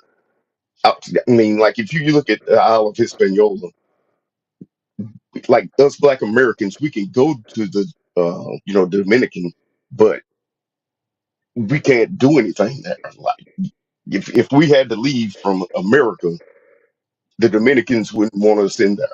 We would have to go to Haiti. So that's why, I don't feel any remorse for getting put out of Puerto Rico, but yeah, I don't know, man. I don't really have much to say about it. I think it's like karma, though. I appreciate that, War Drum. Jose, what say you?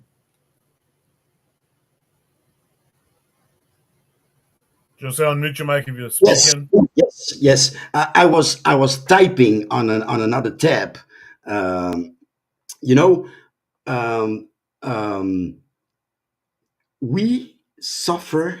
We all suffer. We are all traumatized by Mafa, and Dominicans make me think of my people, and we are on the African continent, right? An archipelago on the coast of West Africa, right? But yeah, geographically, we are Africans, and we have this same bullshit. I'm not African. I'm Micronesian. I'm not African. I'm mixed. No, we are a new race, right? And how does that sound? That sounds like, yeah, exactly, FBA.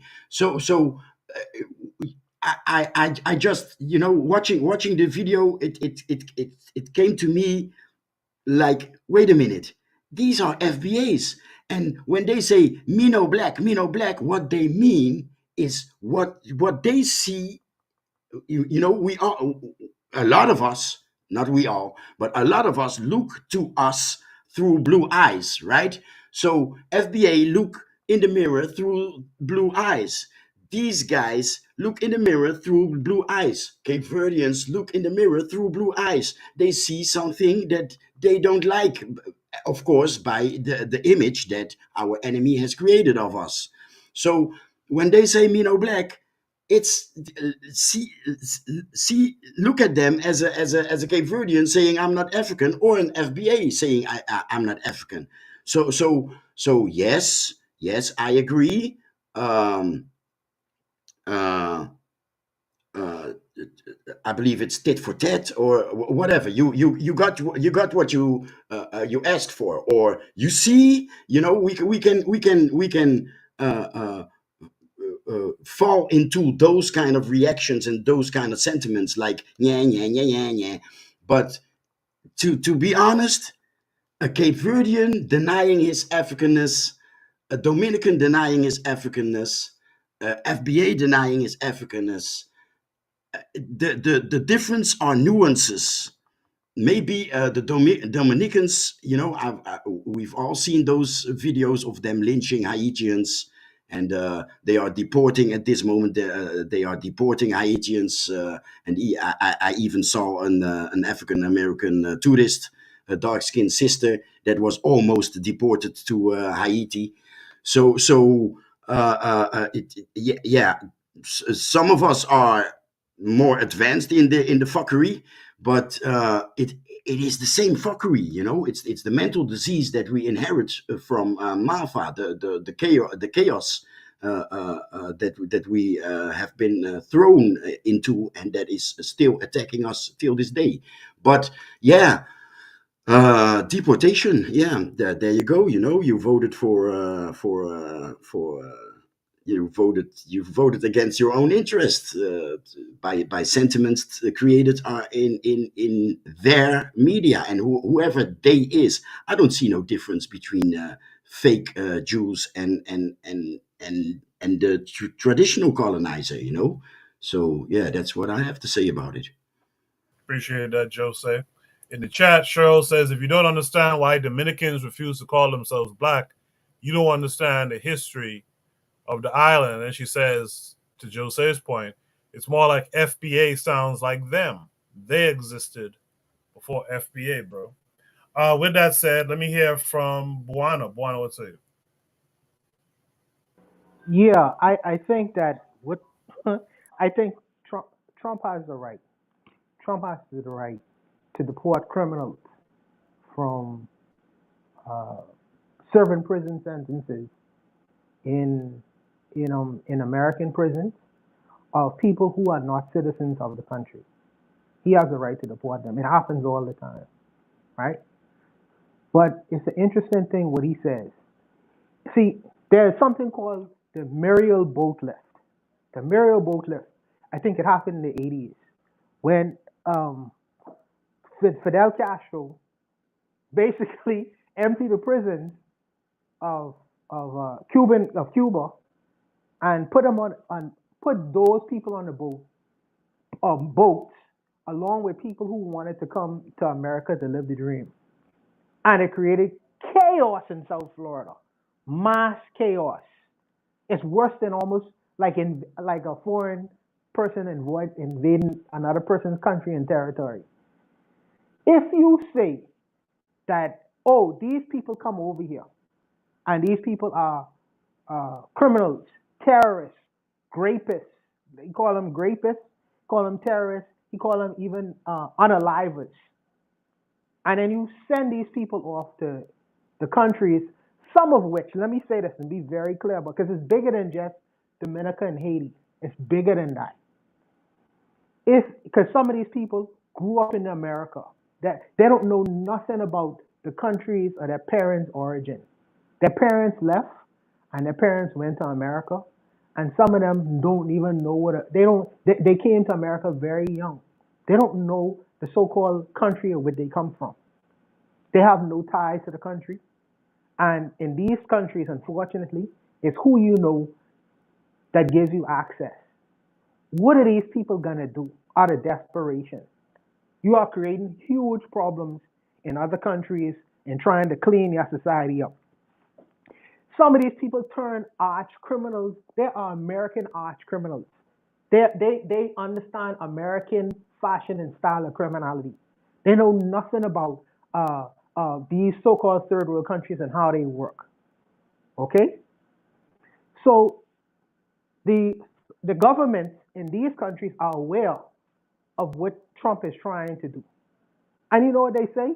I hear the Jamaicans talking on their radio station. They say, "Listen, if you send these people back to this country, we have basically a bullseye on their jacket, because they're about to cause no bigger issues than the problems we already done have.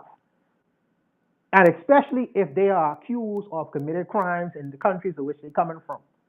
These people are Americans. They don't know nothing about these so-called countries. Culturally, they are Americans. So the people in these so-called third world countries are not going to allow you to further marshal their country. So they could put a bullseye on you. They could get rid of you. And some of these people are married to American citizens. Some of these people have property and assets in America. I wonder what happens to the assets that these people would have acquired. You know, these are acquired within America. Does it just revert back to the government, or the government is just going to seize their property? That's interesting. That's a whole other dynamic. But when you send them back to the so-called third world, what happens to these people? You're putting a bullseye on their back. Because I'm going to tell you, these governments are not going to allow you to just flush the toilets of America and just send off your issues and problems that's created in America onto these countries. They already have problems for themselves. So, some of these people are attached to many people. You're creating greater problems for your family members if you send them to these so-called third world countries. I'm gonna tell you, and some people don't care about that. No problem. But if he decides to flush the toilets of America of its worst people, and you don't even know who these people are. You don't. Some of these people you don't know their criminal record are, their jackets. When you deport them, are you going to give them an accounting of the things and acts they would have committed in the countries that they're coming from? Because countries have a right to know who is coming in. They want to know who's coming in. If I have an arch mass murderer who you're about to set free on the streets of a population, shouldn't we have a right to know that? Because I would like to put a red dot on his head. I would like to put a bullseye on him. I want to know who's coming in. So, I mean, like I say, he could do that if he wants to. He could do that if he wants to. But I think that countries have to be aware of who is about to be in their population, regardless of the fact of where they was born. Where you born is the accident of birth. This is the reality. You have no choice in the matter where you're born. Your mother could have just as well as pick up and go into another country and have you there. You know what I mean? So, I mean, you can't fight over, oh, are we American? Because you had no control over where you was born. But the reality is, if you deport these people and trying to create havoc on other countries, the only thing that's gonna happen is these countries are gonna end up taking care of American people, culturally, or for whatever you want to say. They don't have the papers, but they are culturally Americans. These countries are gonna get rid of them. I'ma tell you, bro. Because the third world has its own issues they already dealing with. But I wish them, like what's the brother say? Ditto say, I wish them good luck with that. I wish them good luck. Good luck. I'm done, Koku. Appreciate that, Buana. I know Kofi is chomping at the bit. Kofi, what say you to what you've heard so far? Well, you're kind of wrong on this one. Everyone said pretty much a mouthful. It just is what it is. Papi, I know black, I Dominican. I know black. But the unique thing about this is that there is a rift between Dominicans and Puerto Ricans. Past airline I worked for, office environment, it's a friendly, how should I put it? It's a friendly battle they have against each other. We could be talking about work or something like that, and they'll say something in Spanish that is like, it's not me, I'm Dominican, it's the Puerto Ricans, it's Boricua. And everyone starts laughing. So there is a rift between them. And I think that rift is basically there on both sides. Their deniability of them being African. I know I'm going a little bit off topic here. I mean, it's pretty much what War Drum says. You get it's karma, but I don't think it's a direct. I mean, you can have some Haitians like, oh wow, looking at this like, oh, how does it feel right now? You know what I'm saying? So I understand that, but there is a rift between Puerto Ricans and Dominicans to the point where I actually got into it with one of my subordinates, right? About her being like saying she's not black. She's saying it was St. Patrick's Day. And around St. Patrick's Day, niggas is just Irish. No, I'm really a Miles. I'm really a McLean. I'm really a McDonald. I'm really a McDuffie. I'm really Irish. And you have a Puerto Rican person doing it too. I'm like, oh, okay, that's fun. That's I'm saying you're not really you're not really Irish though. Yes, I am. I'm like, excuse me? Mind you, I know who she is. Like my other guy that I used to work with, her, my ex-manager, we're managers, and he said, hey, I want my niece to work for you and whatever. I'm like, yeah, it's fine, it's cool. So I know who she is because I know who her uncle is. This chick fought me tooth and nail, red in the face, saying that she is freaking Irish. When 6 hours out of an 8-hour workday, she is speaking Spanish. She's not eating haggis. She's not drinking Guinness. She's not saying, let's go down to the pub for a little pint. She's not doing that. So they, like Jose said something that's very, very good. They look at themselves through blue eyes and they don't like what they see. So I do understand this hatred that they have. The Dominican store, not too far from my house, I know he's Dominican. I see him speak Spanish all the time. He's like my complexion. One time I saw he had an ankh around his neck. I'm like, whoa, whoa, whoa. And I approached him like, what do they say when you have that? Every time I see him, he wears that ankh. And he goes into that store speaking Spanish. And I asked him, do they know what they? He said, I'm trying to teach them. A lot of them don't feel that they're African. I know that. Why you think I dress the way I dress? And I present myself the way I present myself, even though I'm speaking Spanish to them. So I mean, it's I don't want to say like, you know, good for you or whatever, but I hope this is a lesson to them knowing that you're not special. Just like, yeah, Dominicans are the first FBAs. You're not special.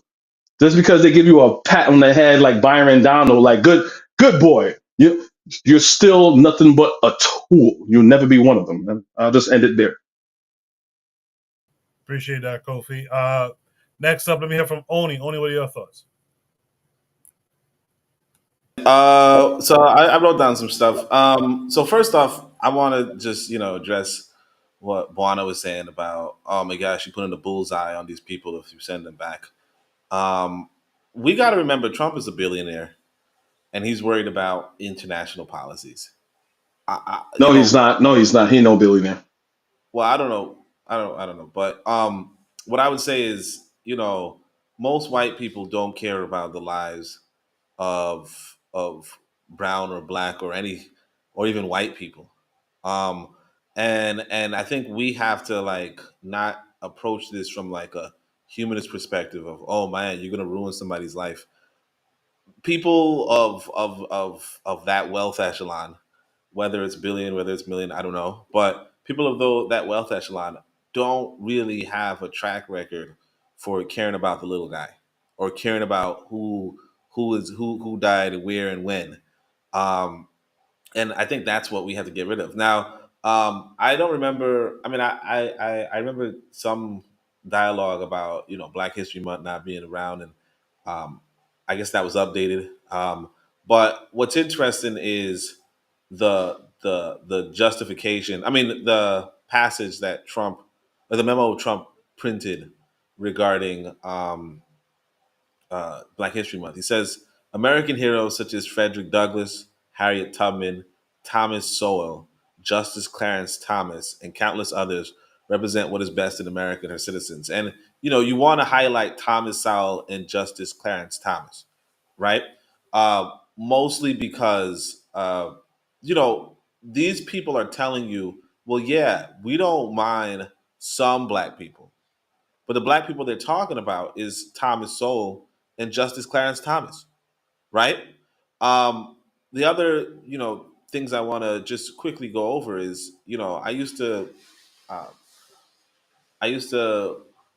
have let's say a mentor called Alton Maddox. You guys might know of him, and he would tell us, "Hey, He would ask us when was Dred Scott outlawed, pretty much, right?"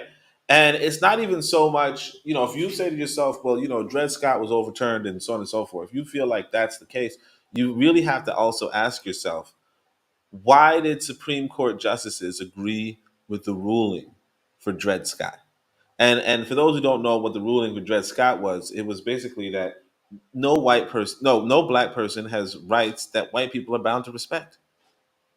So when we talk about, the rights that black people have in the country and blah, blah, blah, blah, you have to remember that, Dred Scott is still on the books. Or even if you don't think Dred Scott is in the book, right? There were Supreme Court justices who did. The masters of the law of the country who were of the opinion that black people do not have rights that white people are bound to respect. And as far as, oh yeah, well, they're just trying to deport criminals. The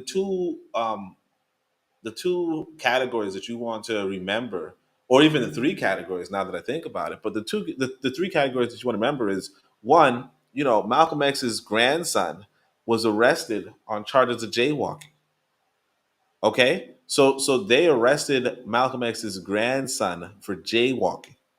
You continue. There are political prisoners in America right now from the civil rights era who have been in prison for over 50 years now. Mumia is a popular example, but the reality is that there's a lot of that it's almost a disgrace how much we've forgotten a lot of the quote unquote freedom fighters, or a lot of the quote the civil rights activists who fought for the rights that a lot of us enjoy right now, right? And they've been locked away for 50, 60 years, right? And then of course there was the this whole what I'm talking about just kind of reminded me of uh, what they call the black identity extremists, right? Which basically was a like a new designation for quote unquote criminals. I don't remember if it was Trump's administration that made it. I don't remember, but the whole thing with that is that you don't when other people write your laws, you become a criminal. Okay, when other people write your laws, you can become a criminal for anything. Like I said, Malcolm X is, jaywalking is a crime, but it's never enforced. It's never enforced unless you happen to be a quote unquote black identity extremist. Um, that's pretty much all I want to say. But as far as sorry, the other thing was that I don't think anybody believes that all black people are going to get deported. Um, I don't think that is a logistical that's a logistics thing that Trump is trying to coordinate. Um, However, we have to recognize that countries do deport undesirables when they feel like it, and a lot of black people are undesirable. Now, you might say, "Oh, well, they would," but what about the prison industrial complex? What about them? And that's the thing. We have to remember that there was a time where black people were segregated and limited to Jim Crow settings and limited to apartheid and limited to so on and so forth. And that white people have, if it's financially beneficial, there are white people who are approaching government who can put that into effect. And so you might be able to stay in the country, some of us, right? You might be able to stay in the country, but you're talking about a very diminished condition. Um, but just to answer the question as regards to the Dominican problem, and whether this is karma for what they do for Haiti, again, karma is not a real thing. Um, um, I've I think that everybody and their mother knew that the Latin American community was going to be targeted by Trump in particular. Everybody and their mother knew that, so it's not like this is some sort of surprise. This is just the results of an election from people who thought that elections didn't have results, and I'll leave it at that. Appreciate that, Oni. Cheryl says, "Neither what?" Not sure why. But I wanted to leave this panelist for later because they're from a Spanish speaking background. So this is why I haven't called on you yet. I want to hear your thoughts on this, being a Spanish speaking person. Yeah. Go ahead. First, good move. Thank you for leaving me for last. I appreciate that and appreciate the consideration. Okay, so several points. One, the issues of Dominican and Haitian realities. You need to understand the history of both countries, the relation of both countries, and the 200 some odd years of history between each of those countries. Just to mention some facts, the massacre of Parsley, or La Masacre de Perejil, back in 37. Prior to that, it was the whole process of Haitians becoming independent, Haitians then moving towards Dominica. Dominica had been independent from Spain, but then were under control of Haitians. Then the whole mess. So to say that this is karma of Dominicans and the conflict of versus Haitians in that sense, it's also a bit ahistorical and a lack of nuance. To that same point, look, in this type of conversations, we have to get rid of terms like third world country, or even coming into this type of conversation, global south or the west ideas. Those, the problem here is that, and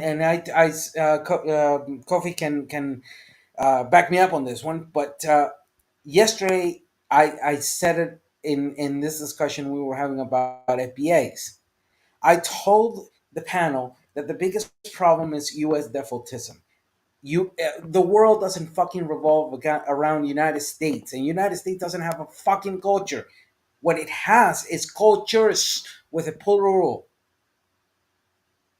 and understanding that the world doesn't revolve around the United States. Neither does it revolve around its blackness or its Asianness or its Eurocentric perspective, or even on its language.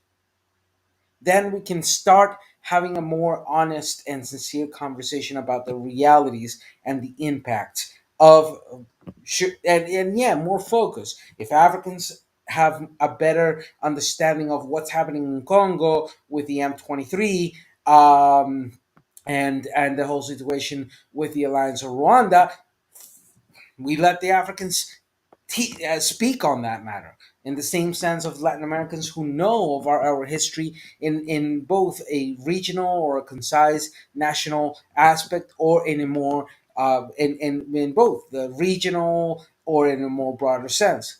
But here's the problem, and let's be realistic. If we continue enabling a US centric, a US defaultism, a US supremacy perspective on this type of conversations, we're never gonna get away from the mistakes, from the erroneous categorizations. In very simple and short terms, US political analysis is like their imperial measuring system, outdated and a complete and utter joke. There's rarely, very rarely, when I find people of US citizenship, of any of these so-called races up there, that actually have a more uh, a more fine-tuned and well-balanced geopolitical as well as political analysis of reality. The majority are just big mouth charlatans who are a joke from any walk of life and any sense of minimal political awareness. So in this sense, what I'm imploring, and what I've continuously implored in this sense, is that to make the effort of understanding why using such blatant and stereotypical terms like third world or global south or the west is continuously falling into that, just like the errors that we see emanating from US centric perspectives of what is blackness or what is to be American. Because American is not just the United States, and we've been over this for so many times. I, born in Costa Rica, I am as an American as somebody born in Alabama, or somebody born in Haiti, or somebody born in Curacao or Guyana. So the point being here is that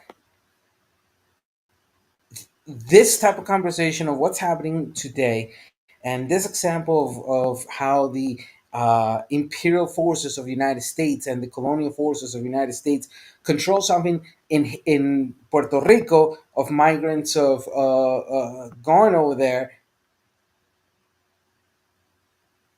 it shows to us that it ain't about karma.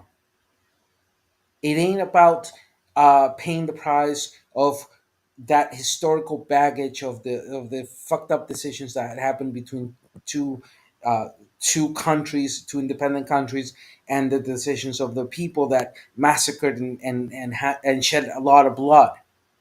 It's about restitution and reparation, and at the same time being able to, as people, understand the good, the bad, and the ugly of freedom. That's all I'm gonna say. And yeah, I understood 100% the video. La cosa se pone fea. Sí, la cosa se pone fea, mijita. I appreciate that, Ditch. So yeah, I want to get your perspective. You're the second to last person because the last person is the person who brings the prompt. So Black Steel, you heard everything everyone had to say. What say you?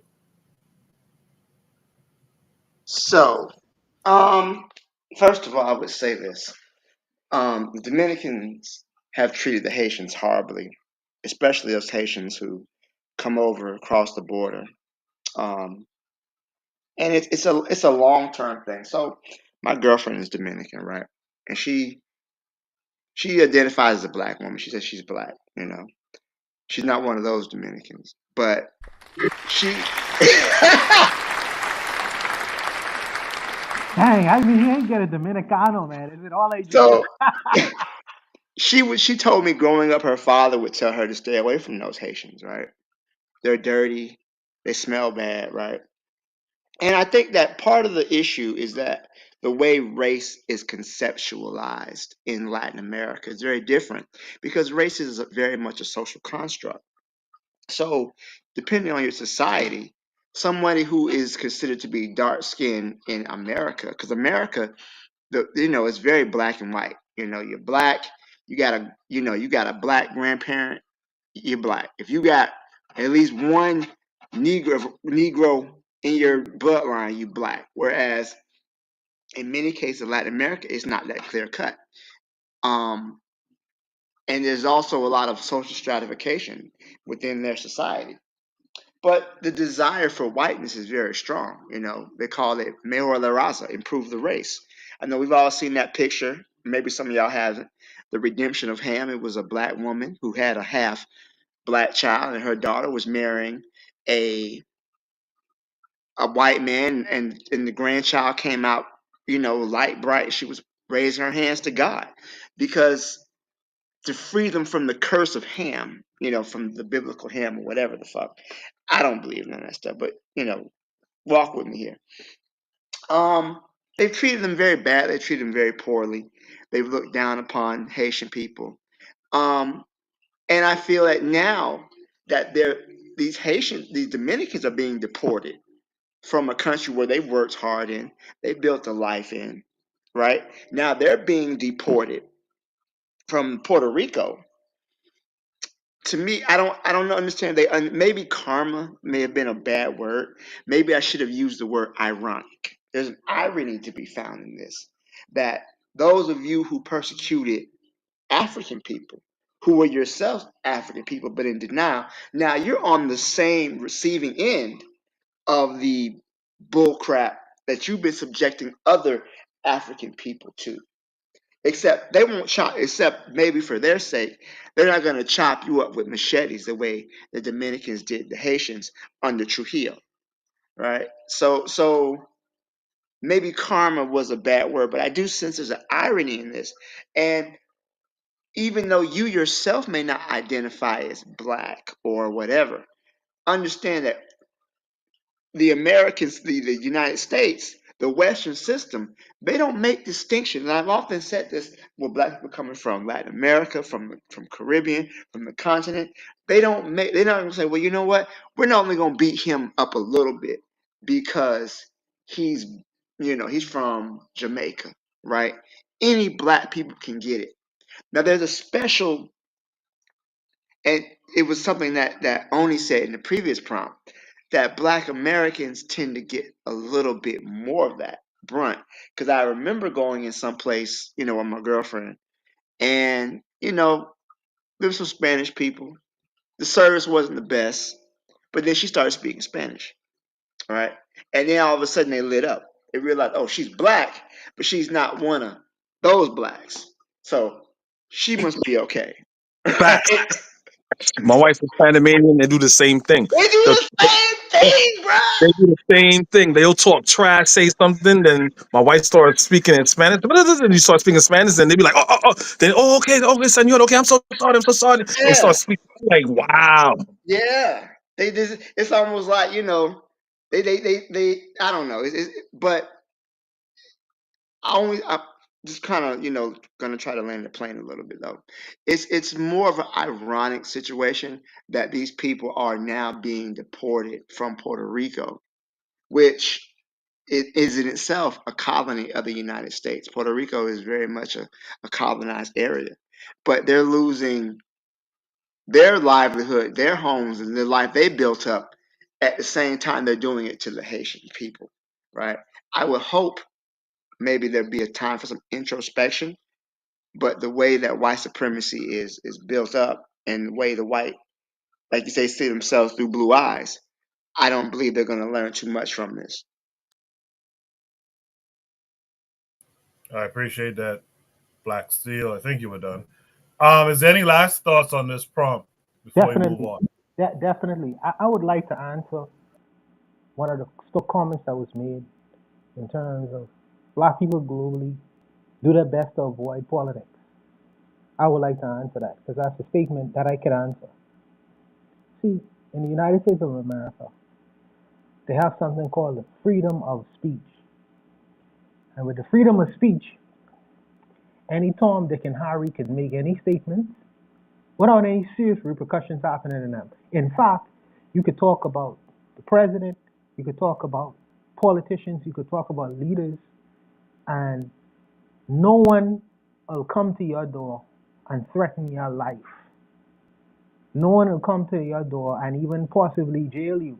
Only if you say that it's my agenda to unalive the so-called president of the United States, will the FBI knocks on your door.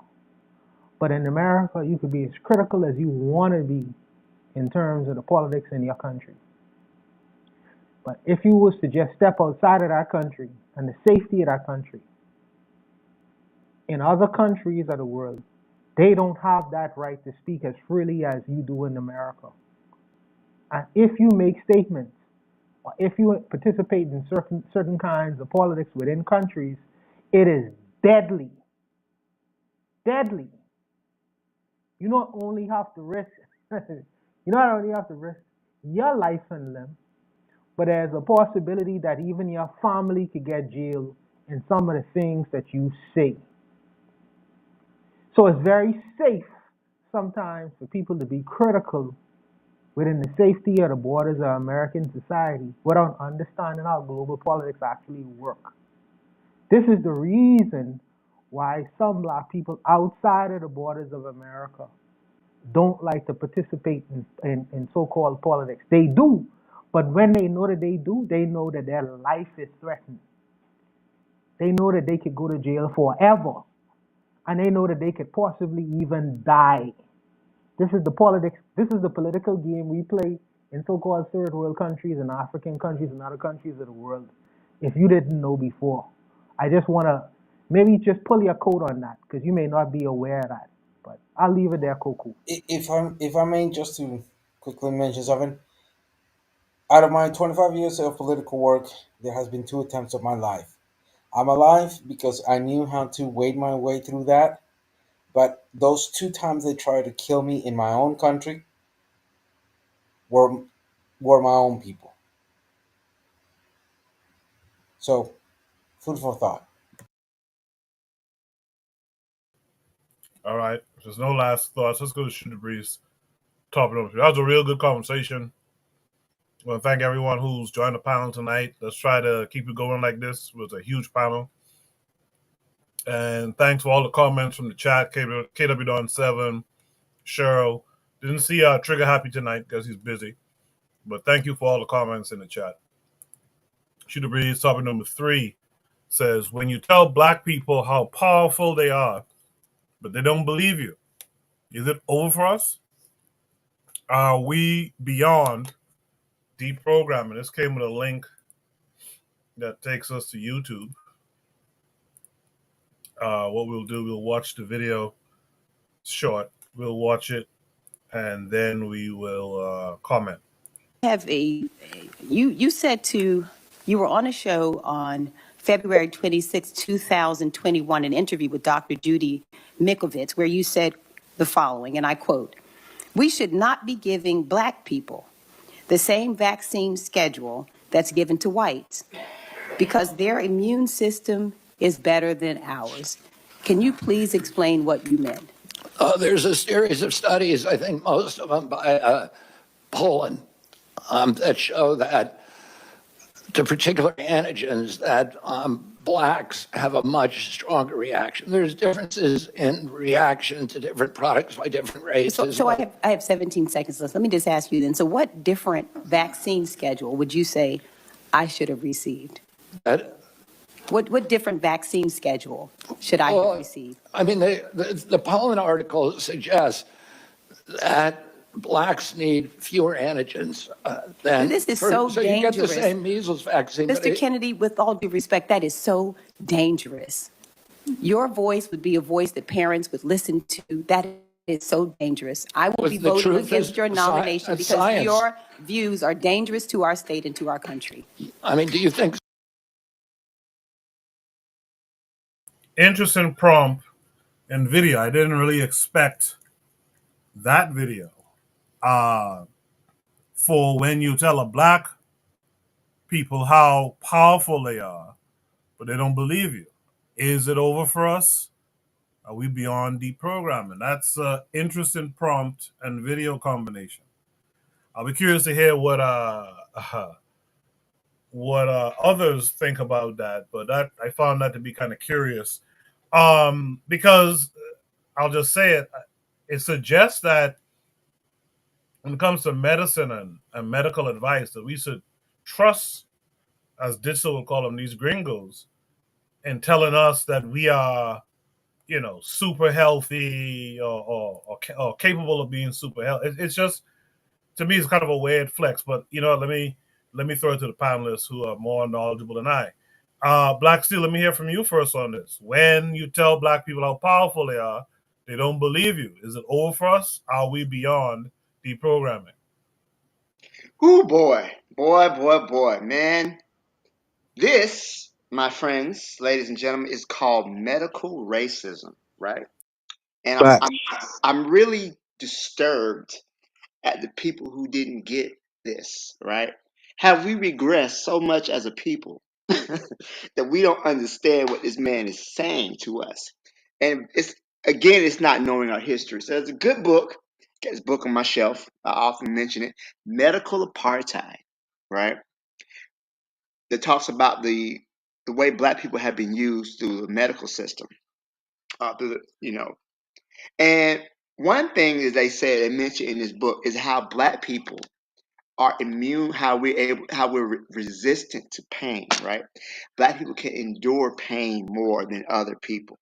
And because of this idea that black people can endure pain more than others, it is being used as justification to even say, for example, deny black people pain medication.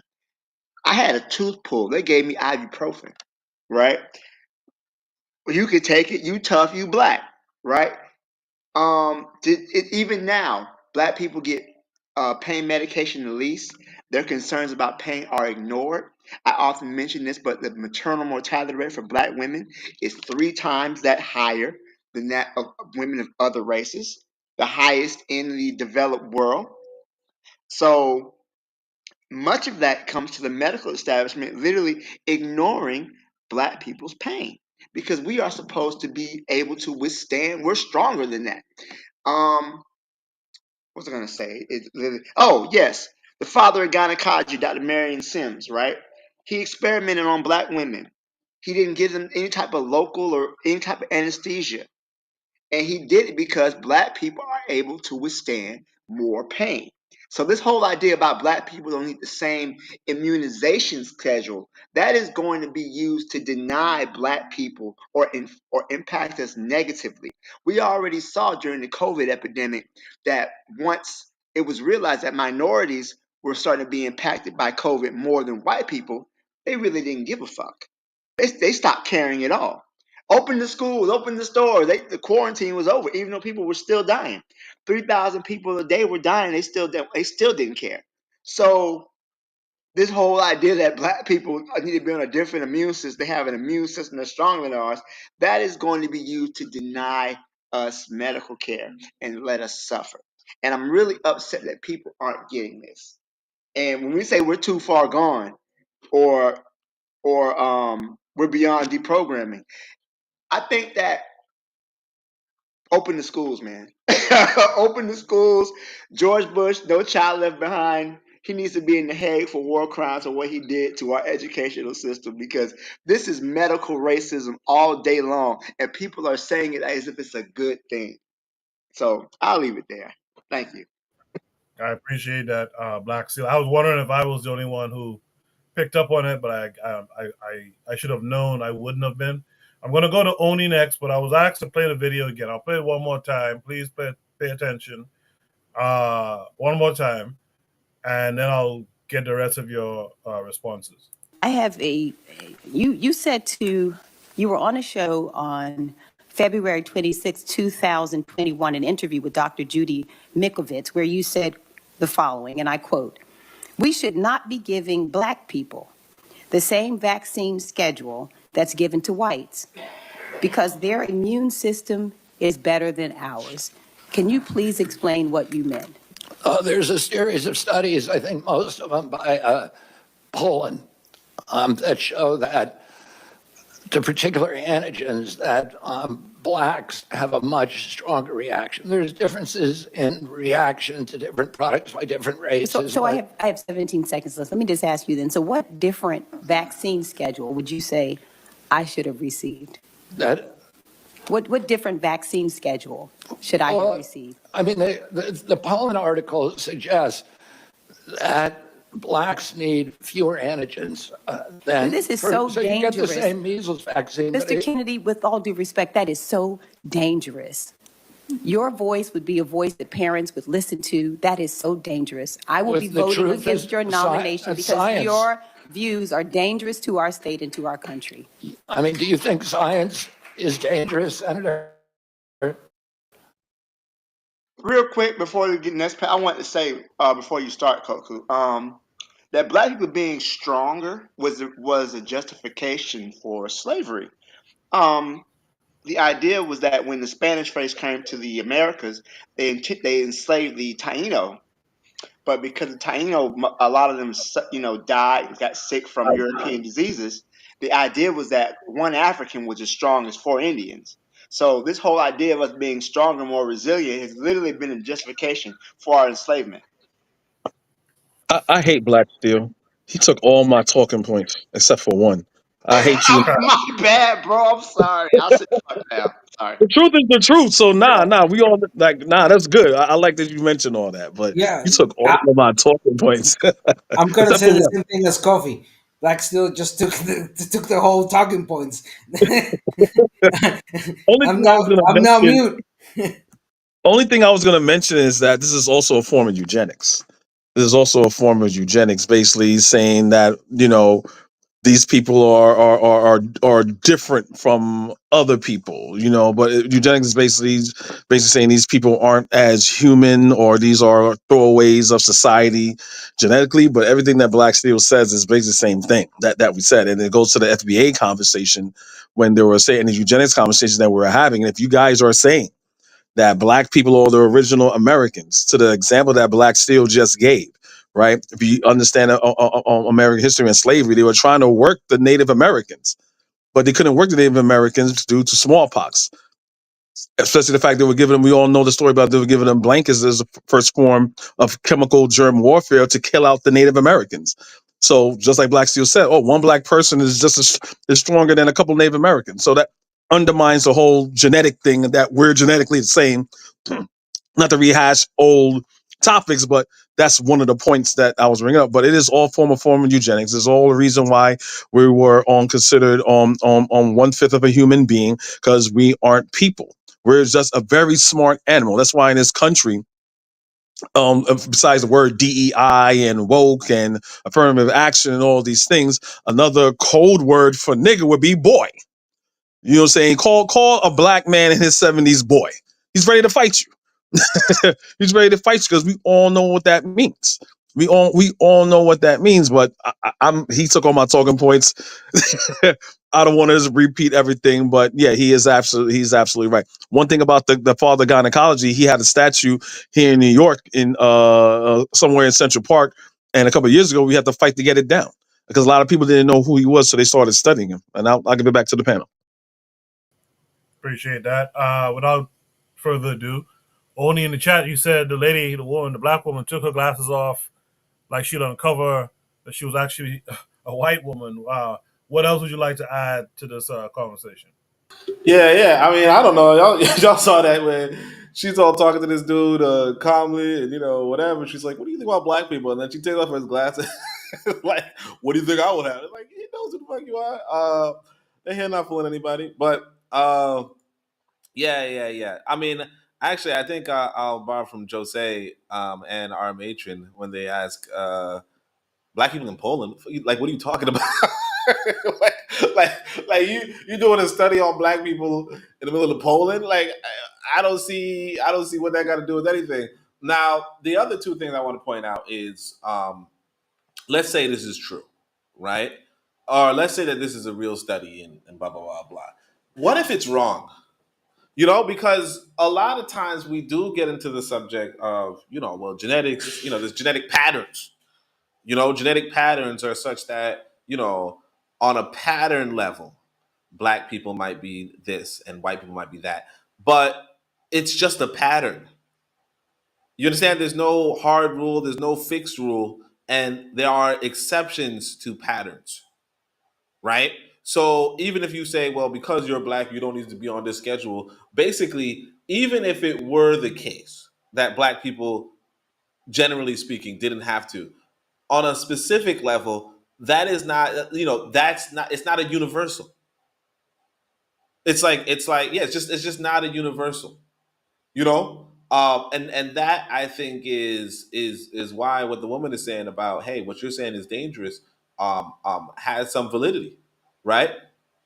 That said, I don't know when he's going to get approved, but it seems like 9 times out of it seems like come Thursday maybe, or whatever, he's going to be approved, and that should tell you about the impotence that black people in America are facing. Okay, because even if somebody gets up and blatantly says we're going to adjust helping, the schedule for helping people based on race, because we read this, because and the justification is some study in the middle of Poland, not even an American study, because you're in America, right? Some study in Poland where there are no black people, and it doesn't even matter if they justify it or not. The point is that they could sit there in front of black people's faces, and white people will still say, you know what, this is who I want in charge of what, the health department, right? And as such, you're going to face the consequences of that, because now you're going to get a different health premium. You're going to get different health coverage. They are going to do this open air discrimination. And I know the sister said, segregation was better than integration. Black people didn't think so. You know what I'm saying? like very few black people were of the opinion that integration wasn't the move. And if people don't recall the situation in segregation, you just got to read Malcolm X. You just got to read Assata Shakur. Okay, they spelled it out explicitly. Malcolm X told us, hey, you know what? Like 90, I don't know if he said, I think he said 50% or something like that, but maybe more than 50% of black people were unemployed or on welfare. In his city of Lansing, Michigan, or something like that, right? It was Lansing or not, but the point is, he says a great number of them are either unemployed or on welfare, and the only jobs they could find were as porters on trains, or they were as hustlers, just grifting their people with gambling, right? This is not my words. This is the words of Malcolm X. Okay, the point is that white people are making it clear, right, that you're on an allowance. Okay, they're allowing you to get medical care. They're allowing you to get jobs. They're allowing you to use the internet. And they don't. And the thing is that, me personally, like I said, I don't. White man don't give me no allowance for nothing. Okay, but if you're gonna be rocking with this white boy, you got to remember you're on allowance. And if it's not clear, guess what? When you go to the hospital and they're telling you, well, because you're black, I mean, we already see the maternity rate, right? But as that gets more extreme and that gets more formalized, you'll just say, oh well, you know what? Maybe things were a little better before. When the allowance was a little more, less clear. But it is what it is. It is what it is. That's all I got to say. Appreciate that, Oni. Let's have from Buana next. Buana with six. Yeah, Coco, I want to troll a little bit. So it's what I'm seeing here is like when I hear some FDA talk about they want to delineate, he's delineating. Yeah, he's delineating. This is how delineating looks. Yeah. He says genetically, y'all are different from us, so we need to have different medicines. And this sister right here, this beautiful sister, she said, no. We want your medicine because ain't I a man too? You remember we used to carry them signs back in the day when Martin Luther King, like, ain't I a man too? She's basically saying, like, ain't I a woman, a human being too? So, we need to get the same medicines as y'all because we need, we can't delineate from y'all. We can't delineate because y'all are like us and we are like y'all genetically. Even though you hear conversations like, oh, y'all ain't really human beings, she's making it clear. No, we want y'all medication too because we don't want to delineate. But they want to delineate from the South, all the black Negroes in the South. Yeah, we could give them different medicines, but we want to see medicines as y'all getting because we are Americans like y'all, so we don't want to delineate. Needless to say, some of the things what America does is they send aid around the world. This is what they say. They send aid around the world. And some of the foods they send, they'll stamp on it, not for sale in the USA. So for me, I'm looking at that and saying, why would I ever want to eat food that the chefs don't eat themselves? I would never eat food that the chefs themselves will never eat. So that means for me, I need to find a food source or create one myself because I know that they're making a special concoction for me, especially when they send in rice to these so-called third world countries, they send it, they have a stamp on it that says not for sale in the United States or not for U.S. distribution. So that means, why would I ever eat food that you ain't gonna eat? So why would I ever take medication that you don't want to eat? What that you wouldn't want to take yourself? Why would I ever want to take that medication? Obviously, you're telling me something. You're telling me two things. You're telling me you may not have my best interest at heart, number one. And number two, you need to go find your own food source. Because if you rely on these people to feed you, 20 and 30 years later, you have cancers in your society that you don't know how it get there. You don't know how it get there. So, like I say, I told the brothers before, unfortunately, this is the unfortunate reality, and I don't want to play with this. Black people don't move until their back is against the wall. This is what Marcus Garvey said. This is what the president of Kenya, Uhuru Kenyatta, said. The president, Uhuru Kenyatta, said just the other day, he said, okay, so the United States doesn't want to give us aid anymore. But they have a right to do that. So now it's our right to find the things that we need to do to feed our societies. We need to provide food and care for our own societies. We need to find our own way themselves. They don't have to give us money forever. They don't supposed to give us money forever. We need to find an alternative route. And the West and some of these countries have grown so dependent on this idea of just sticking your hand out and letting other people provide for you. You have become a slave to their charity. You have become a slave to their charity. And the only way to cure that is if you create a condition where you could provide for you and food, clothes, and shelter for yourself. He is telling you. This is the man who is supposed to be in charge of the Department of Health. Yeah, he's telling you what on his mind. So are black people are going to still take the medications that the government distribute to them, or they going to find an alternative way? You better find an alternative way, because you know what's in his mind, and he is going into that high office, whether you like it or not. Whether you like it or not. So unfortunately, this is the conundrum, a question that black people around the world got to solve. What must we do next?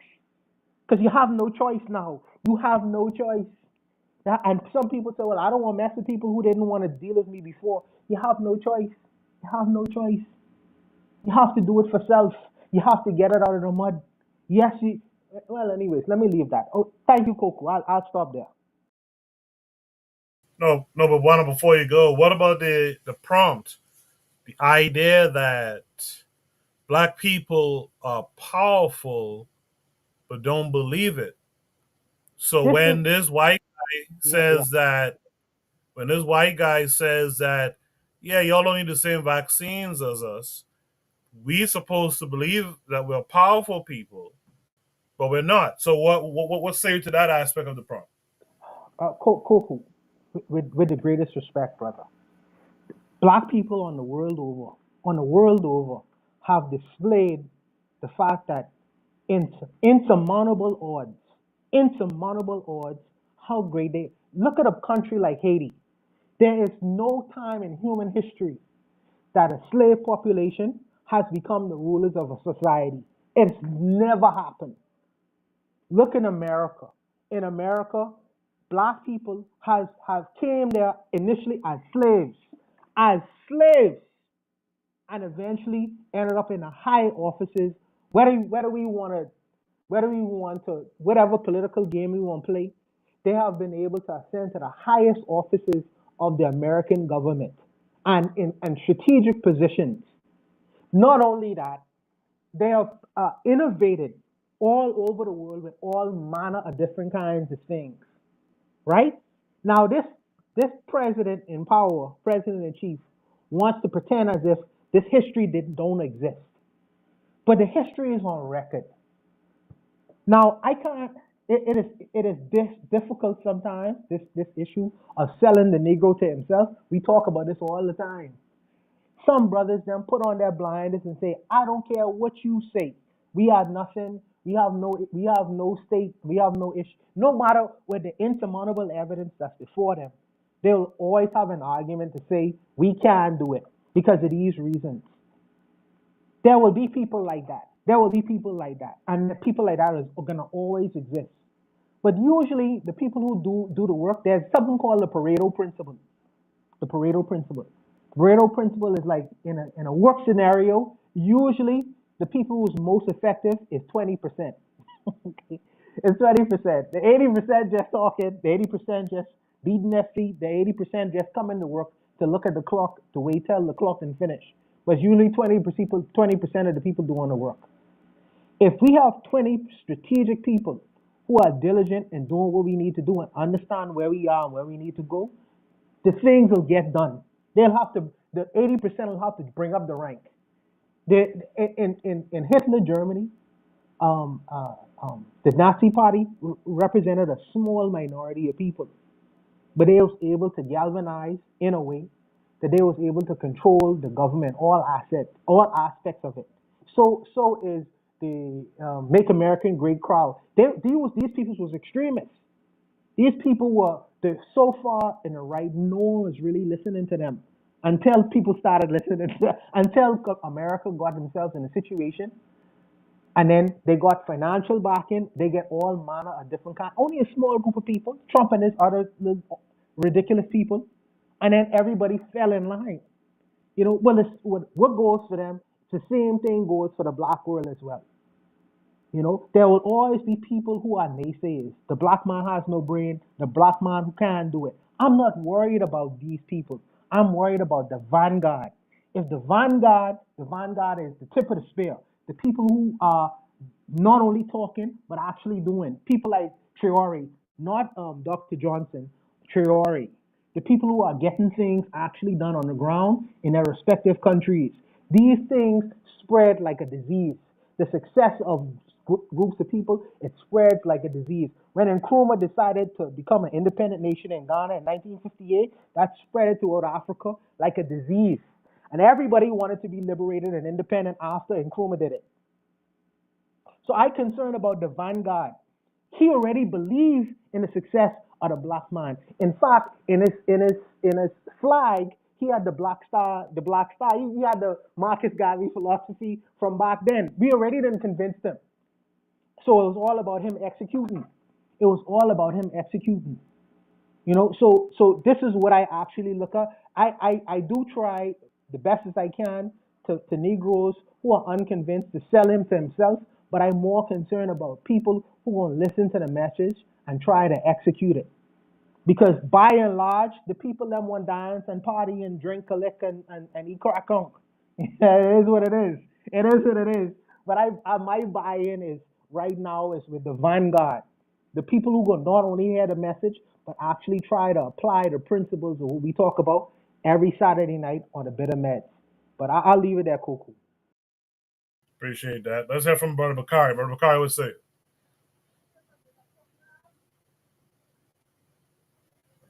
Bakari, you muted if you're talking. Yeah. Can you hear me now? Can you hear me? Yes, sir. Yes, sir. Oh, I don't know. I might have forgot, but Juana talked a long time. But anyway,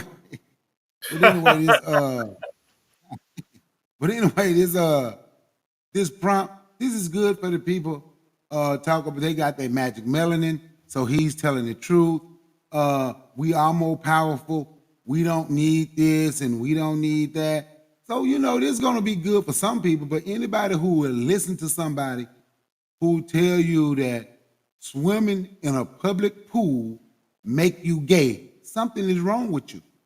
Something is absolutely wrong with you. This man says swimming in a public pool made you gay. I'm just going to ask a question. Do any of y'all swim in a public pool? Yes or no? So according to him, most of y'all friends, I used to swim in the public pool with a car, and I'm so gay I can't even drive straight. Okay. You know what I'm saying? Most of our friends just gay. Like, what's the purpose of? But this is what happened when black people ain't serious. When you let a regime in, and now you got somebody, you got let a regime in that's in there now. When black people ain't serious, and you can get people up here and promote that, and you get people who side with the Arabs over black folks, and this is what happens. So now black people got to look and wonder, like, damn. See, even if we don't win, us sticking together against the KKK and the neo-Nazis was extremely beneficial. But I realize we're going to have people that don't want to stick with them. So now you have neo-Nazis and KKK in positions they're going to tell you that your immune system is so strong, you truly just don't need medication. And that's going to work for some people.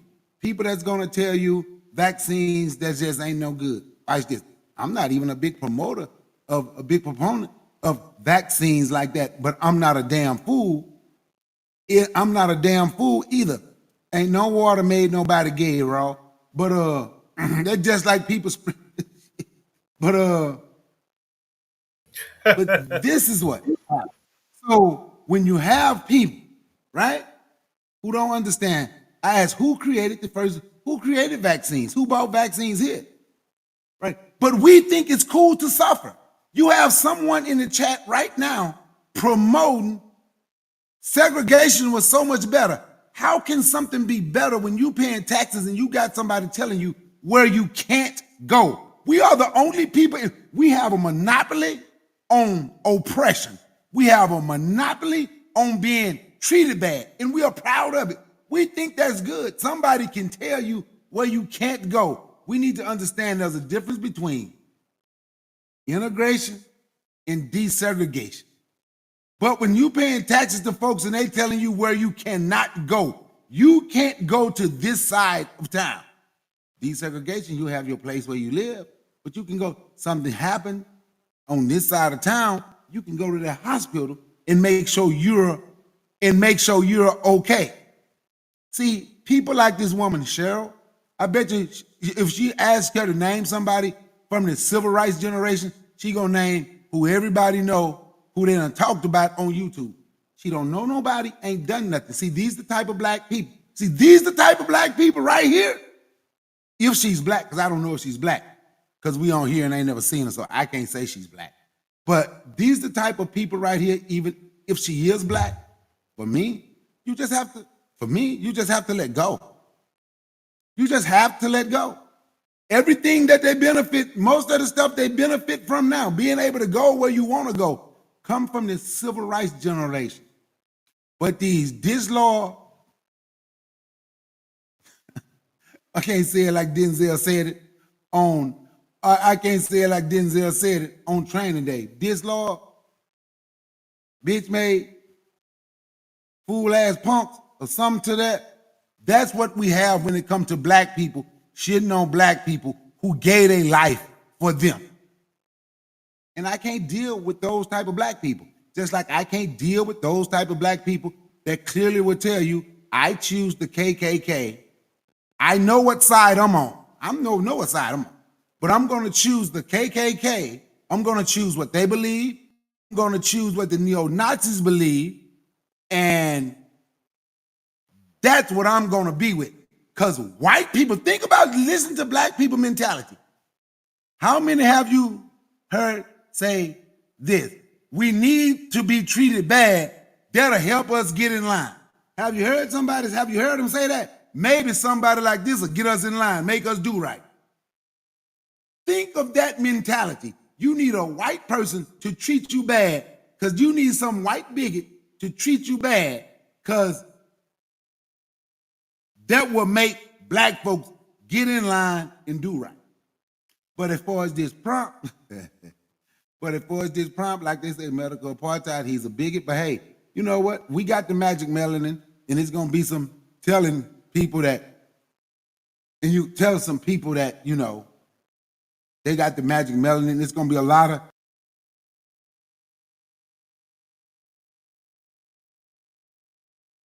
Looks like Cheryl cut Bakari's internet.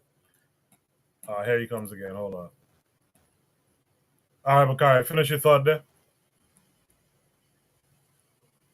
Nah, I guess he dropped again. You know what's crazy about this situation? This dude is not a doctor. Could you imagine being made attorney general and you're not a lawyer, or the head of the Department of Education, you're not a teacher? This dude is just a regular dude. We're watching YouTube videos and they're making him in charge of the FDA. This is insane. You know what? We talk a lot about Trump, and Trump is a problem. But it's not just Trump, it's the people he brings with him, right? Could you imagine somebody, I'm laughing to keep from crying, right? But could you imagine just putting this clown in front of Congress, and he's gonna get in. That's the thing. He's gonna get in. That's the thing that we have to realize. They're not gonna deny that he's gonna be put in charge of this whatever department he's running for. But he's not a doctor. He has no medical training. So it's crazy that he's being brought up like this. And whatever Cheryl's talking about, I guess maybe her dude wants to cheat on her with a white woman, because she goes in hard when it comes to interracial dating, man. She banging on that drum every time we come in here. You want to see your white women. You want us to listen. It's okay. Let it go. All right. But you wasn't no good. But you don't even know if she's black. When I don't know, but I'm when these assuming people get on here talking like that. What? But let me see. But you know, people assumed. Real quick, I'm gonna just say this. As somebody who grew up, I was born in 81, right? My grandmother was born in 1923, right? My grandmother's brother is still alive to this day. You know, he's in his old. My grandfather just died in December. He was 87. So I grew up with black people who grew up during segregation and during Jim Crow, right?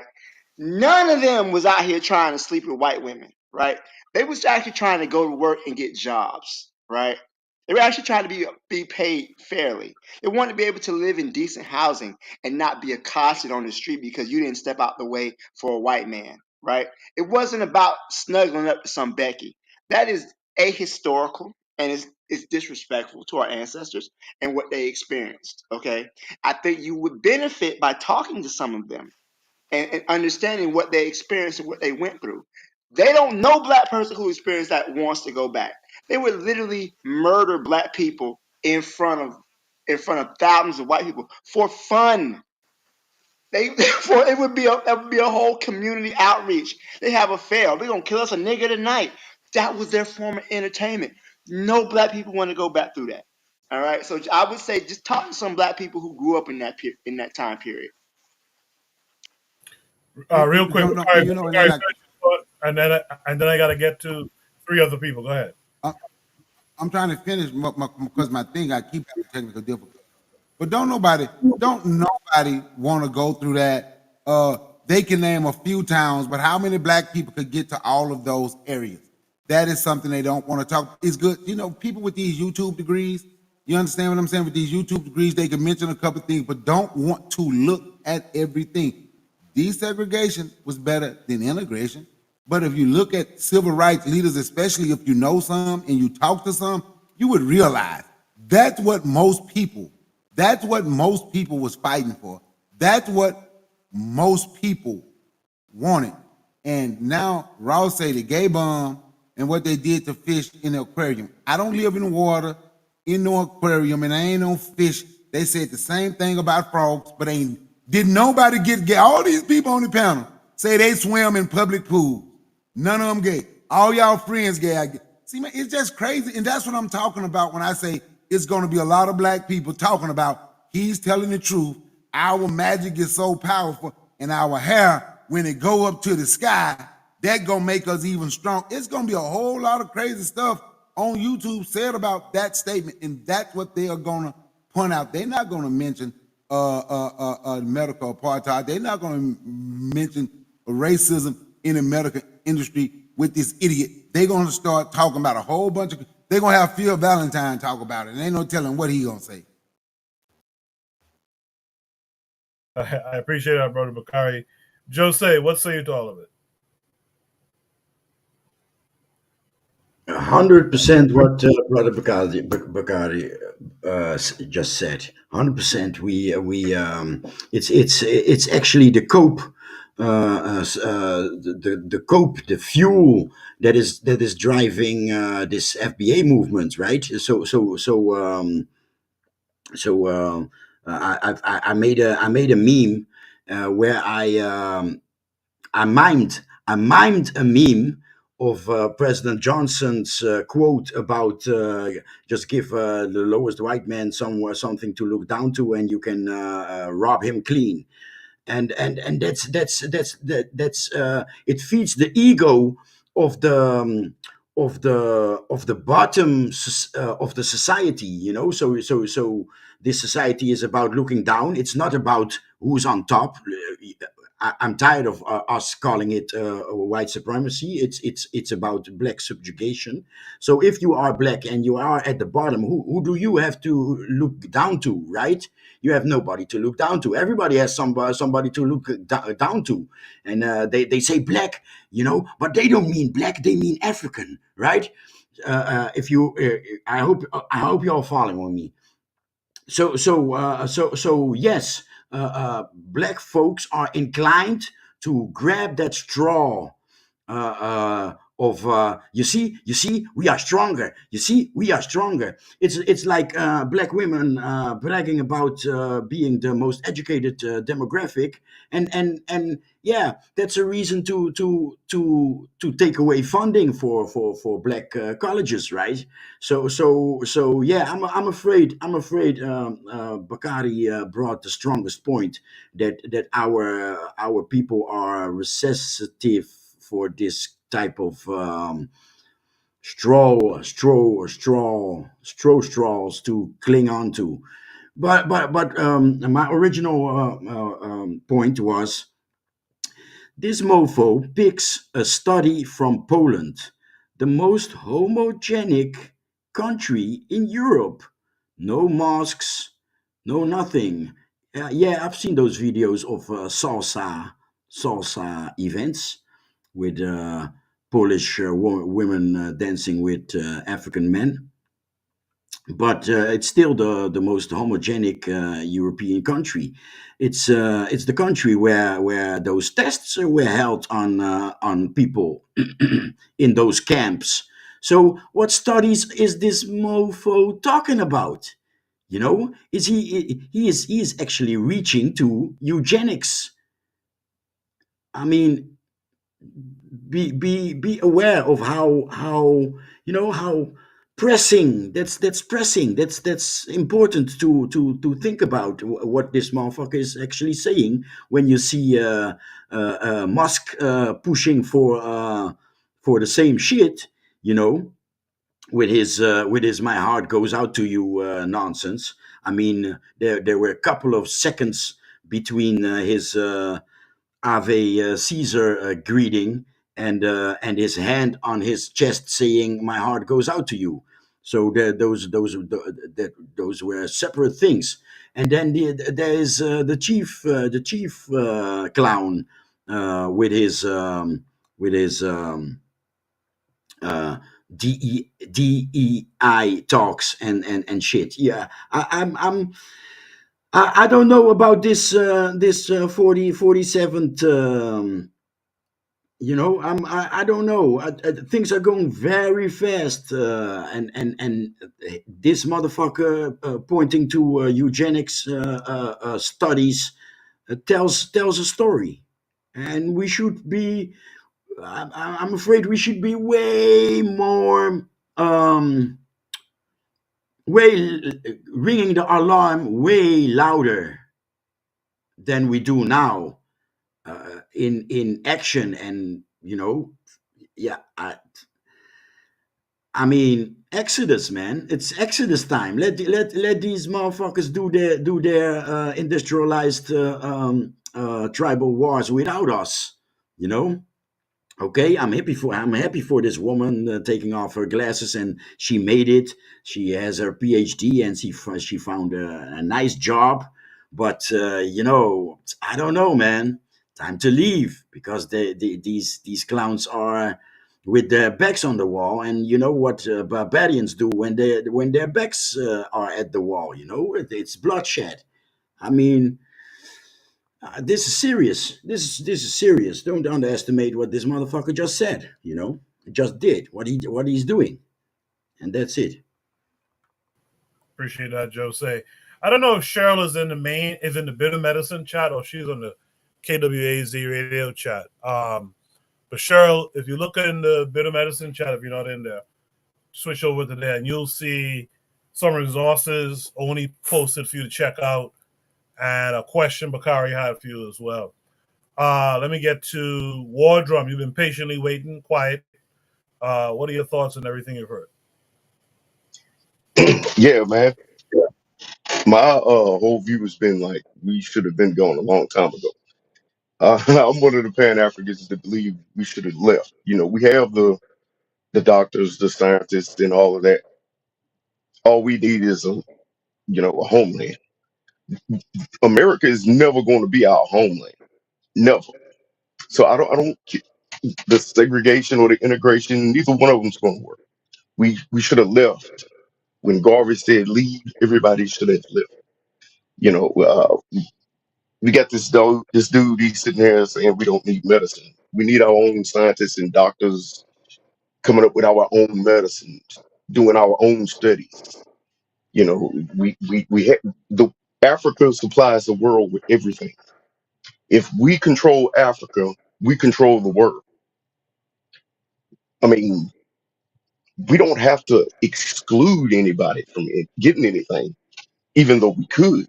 But if we're doing our own thing in our own place, you know, the Asians, they could be doing the technology thing. They need some of the minerals, the coltan, the cobalt. They come in, they bring us a certain amount of the stuff they're making.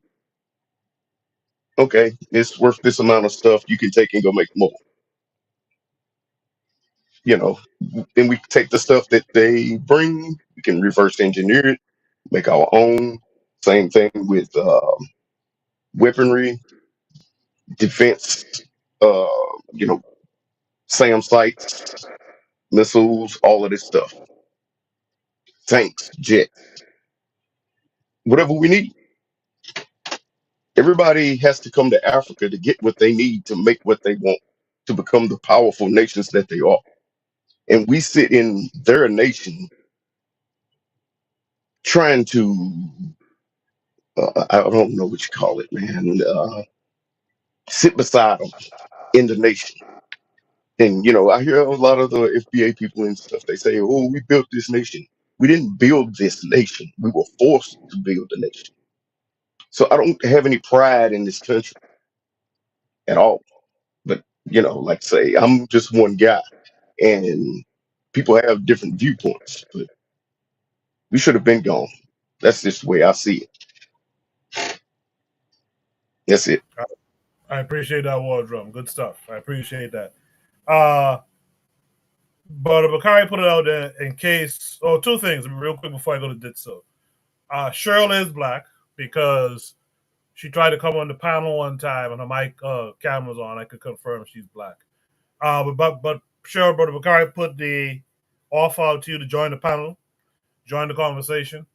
So click the link if you can and join us if possible.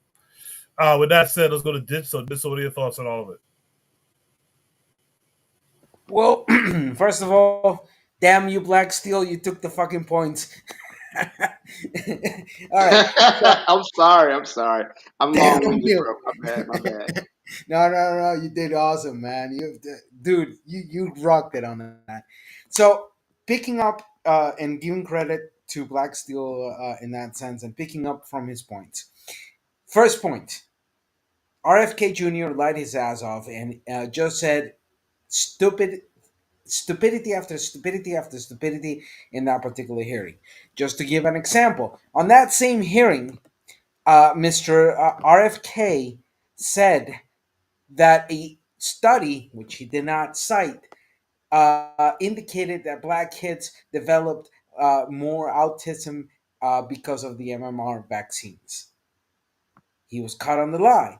The study he mentioned on this particular video was actually a reference of a Mayo Clinic study that it shows that there was a higher autoimmune response out of Black Americans in the United States. However, the pool to which they referred was very small. Not only that, but the author of that particular study, which I was able to locate in that sense, stated there was no reasoning whatsoever to differentiate the scheduling of that vaccine towards population by race or whatever. So RFK lied his ass off right now. And that type of idiot, scammer, and mass murderer like RFK. And why do I say mass murder? Because if anybody knows a little bit of the history of RFK, you would know that he is responsible for a missile outbreak in Samoa after a visit with his terrorist organization, anti-vaccine terrorist organization, and that happened. Now, to the point of the question, in this subject, and just to make it very simple, making clear a distinction of the diversity of blackness throughout the whole world, and speaking on particularly my area of blackness, but perhaps a little bit pretentious in wanting to expand on this aspect. Number one, let's face it. In the last 124 years, the expectancy of life in humanity has risen exponentially. If we look at throughout the whole world in that sense, and we look at, for example, Middle Africa, the expectancy of life in 1900s was anywhere between 26 to 36, uh, the age of that in Middle Africa, and it has risen up to 60, almost 70 years in the last 124 years. But if we just go here on the Western Hemisphere, same thing. We see that, for example, in South America, the life expectancy by the beginning of the century was about 51, and now has risen to 74, 75. Uh, that's an average. I'm speaking in average numbers. So the question is, how has life expectancy been incremented in humanity, and what are the factors that played a major role in that increment of life expectancy, regardless of race, regardless of ethnicity, regardless of point of origin in the world? Well, one of those factors is vaccines. And that's a matter of fact. The fight against measles, the fight against the yellow fever, the fight against uh, sarampion. I'm thinking on the illnesses in Spanish. The fight against flu, for example, etc.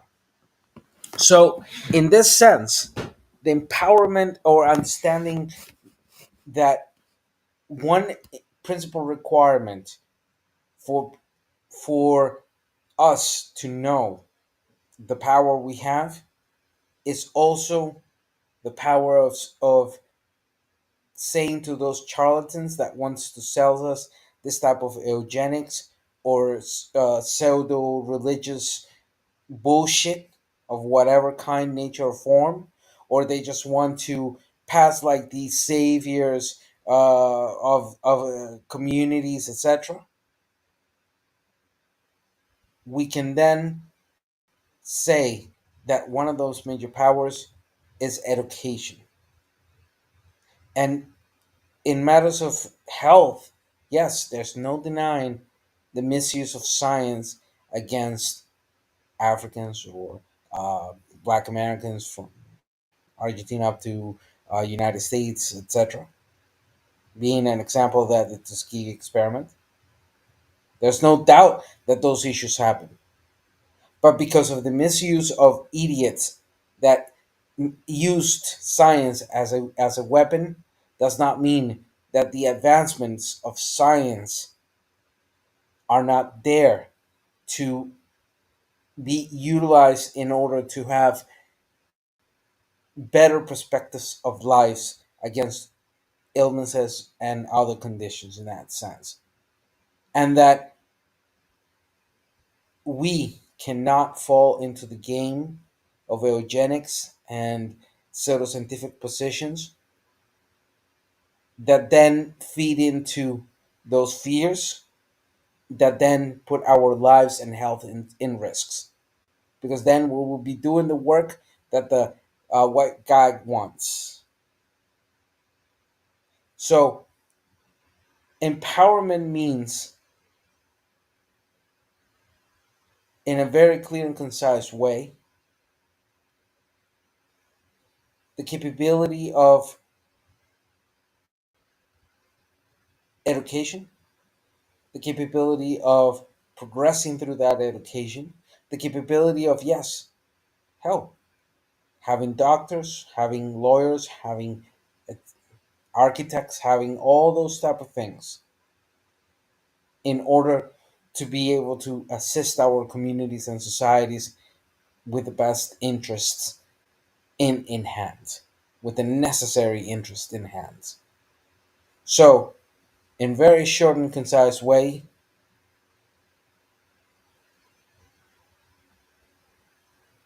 we are not far gone, but we're enabling without doubt that the charlatans, both external and internal, lead us to that point of no return. That's all I want to say. I appreciate that. Did so in the chat. Cheryl says, "Do y'all know how hard it is to teach our children to stay away from these Caucasoids?" She goes on in chat and says, "Social media, TV, billboards, schools all teach them that interracial is the way to go. That's what civil rights fought for." Wardrum in the chat says, "Segregation is a death trap." This is our last topic for the night, but does anyone have any last thoughts about this particular prompt before we go to shoutouts? I didn't know that about RFK and the measles outbreak and some. That's crazy. That is crazy. I did not know this man went to his people. I just looked it up. 83 people died. Yeah, That is nasty work. he's a He mass told them murderer. not to take the vaccine, right? And then they didn't take the vaccine, right? And So that's how, and that's what just happened. I'm like, because I heard of it. I'm just making sure. I'm asking, is that how it happened? yeah, just in short, what happened was there were actually two deaths of people, of children who had died when a vaccine was applied. But it was found out later that it was human error, that the person who applied that vaccine had mistaken a combination of muscle relaxant and the vaccine and injected muscle relaxant combined with a vaccine into the person. After investigations and everything, it was determined that this person had no. Uh, this person did not do this because they wanted to do harm or anything like that. It was a seasoned nurse, but who had been working well over 12-hour shifts, and who, after pretty much 3 days of working her ass off, was tired. And that tiredness led to the error, which then led to the death of the children. So, in this sense, he took benefit of that. There was a pause by the government of Samoa of the vaccines till that investigation was done. And that's when his organization came in. And he did everything to convince people not to get vaccines. Yeah, I want to say something, Coco, if I can. Yes, sir. Yeah. Last thoughts. Go ahead. Sure. So this is gonna be kind of controversial, but I gotta say it because this is what I think. I think that Donald Trump is a necessary evil for the black world.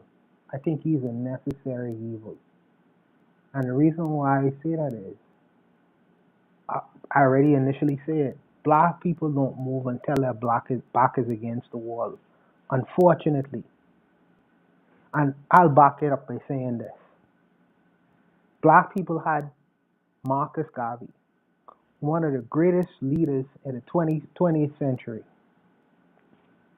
Black people decide we want Barabbas. We want Barabbas. Barabbas is Babylon. Barabbas is the government, the American government. The Barabbas is integration. Black people had Elijah, after Marcus Garvey came people like Elijah Muhammad. Black people say we want Barabbas.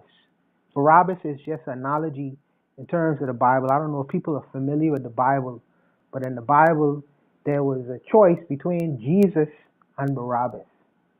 And the Roman leader at the time, Pontius Pilate, said, well, choose which one of the people you want to either go get the death sentence and either to be set free. And the Jews at the time say, we want Barabbas instead of so-called Jesus, the Savior at the time. So I'm using that analogy. Now you got to be careful, Buana. I That's using it for a reason. I that's being very anti-Semitism. no, I being careful for a reason. I To, know, to I'm messing with you. yeah, That's yeah, to see if I could anti-Semitism, though. spread to the largest amount of people as possible. That's why I using the Christian analysis. So you had Gavi, then you had Elijah Muhammad, who say do for self. Separation is the key, not integration, not segregation. Separation. We want Barabbas. We want Barabbas. This is what the black community says. Then you had Martin Luther King say we want justice and equality and fairness. Black community say we want Barabbas. They say Martin Luther King, he is an old preacher who was sleep with a bunch of different women.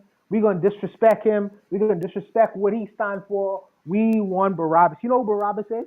Now, there's a guy named Big Meech. Big Meech coming out of jail.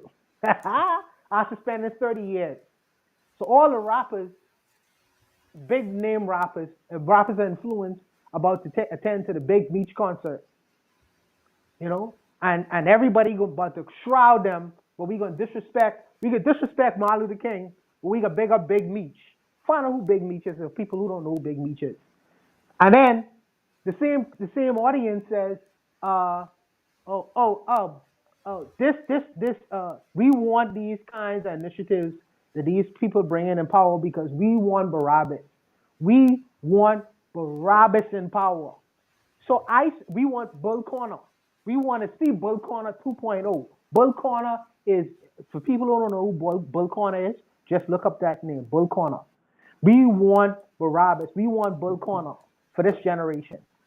So I say, after having the greatest of the greats, who is to put into your face what is the deal for the black world, we're going to give the audience what they want.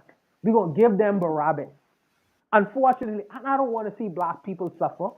I don't want to see black people suffer. And I don't want to see black people, let me finish though. I don't want to see black people suffer. And I don't want to see harm. Well, that's fine. I don't want to see harm come to black people. But unfortunately, I believe that black people is only moved when they forced to move. When they forced to move.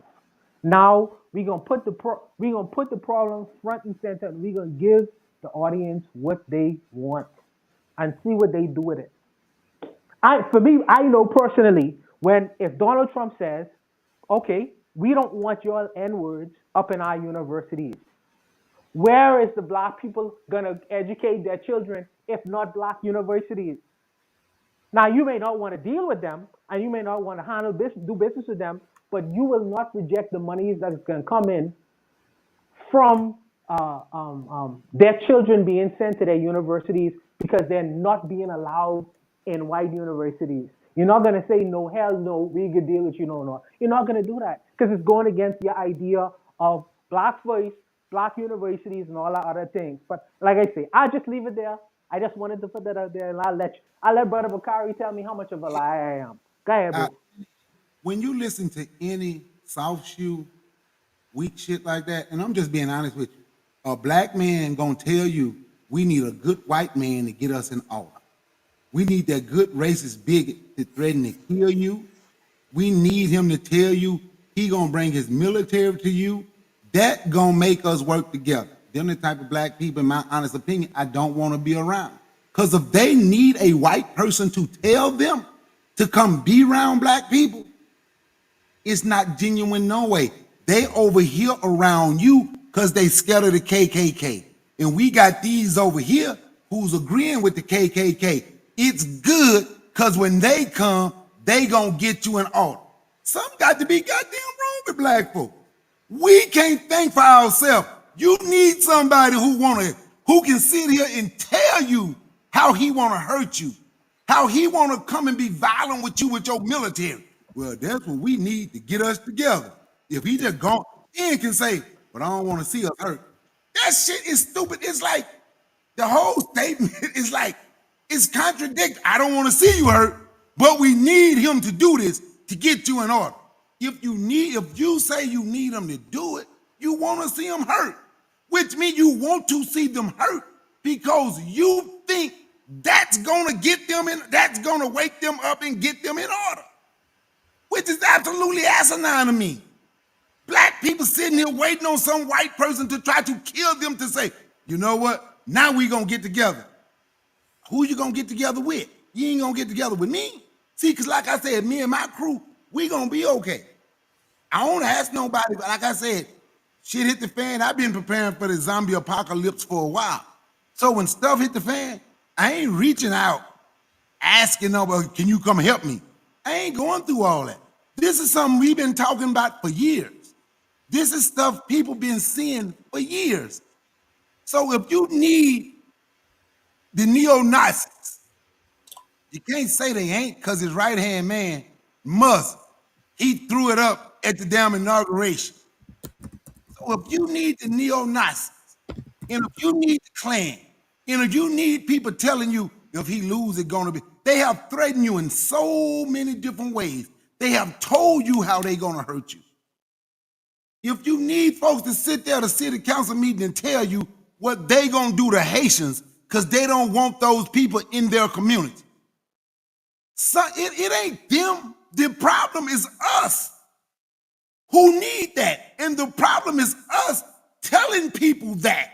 So if you have young people listening to this, we will have young black people saying, yeah, you know, that's good. We need some white folk that gonna come in and treat us bad and want to do this to us, and they got the power. That's gonna straighten us up. That's basically what he just said. That's the message we want to push to black people. Y'all don't see a problem with that message. So hold on, Bakari, because I'm gonna say this, and I want you to take this and receive it in the spirit that I'm giving it to you. Okay, I do not think that we need somebody like Trump, but Trump is an accelerationist, right? Trump is gasoline.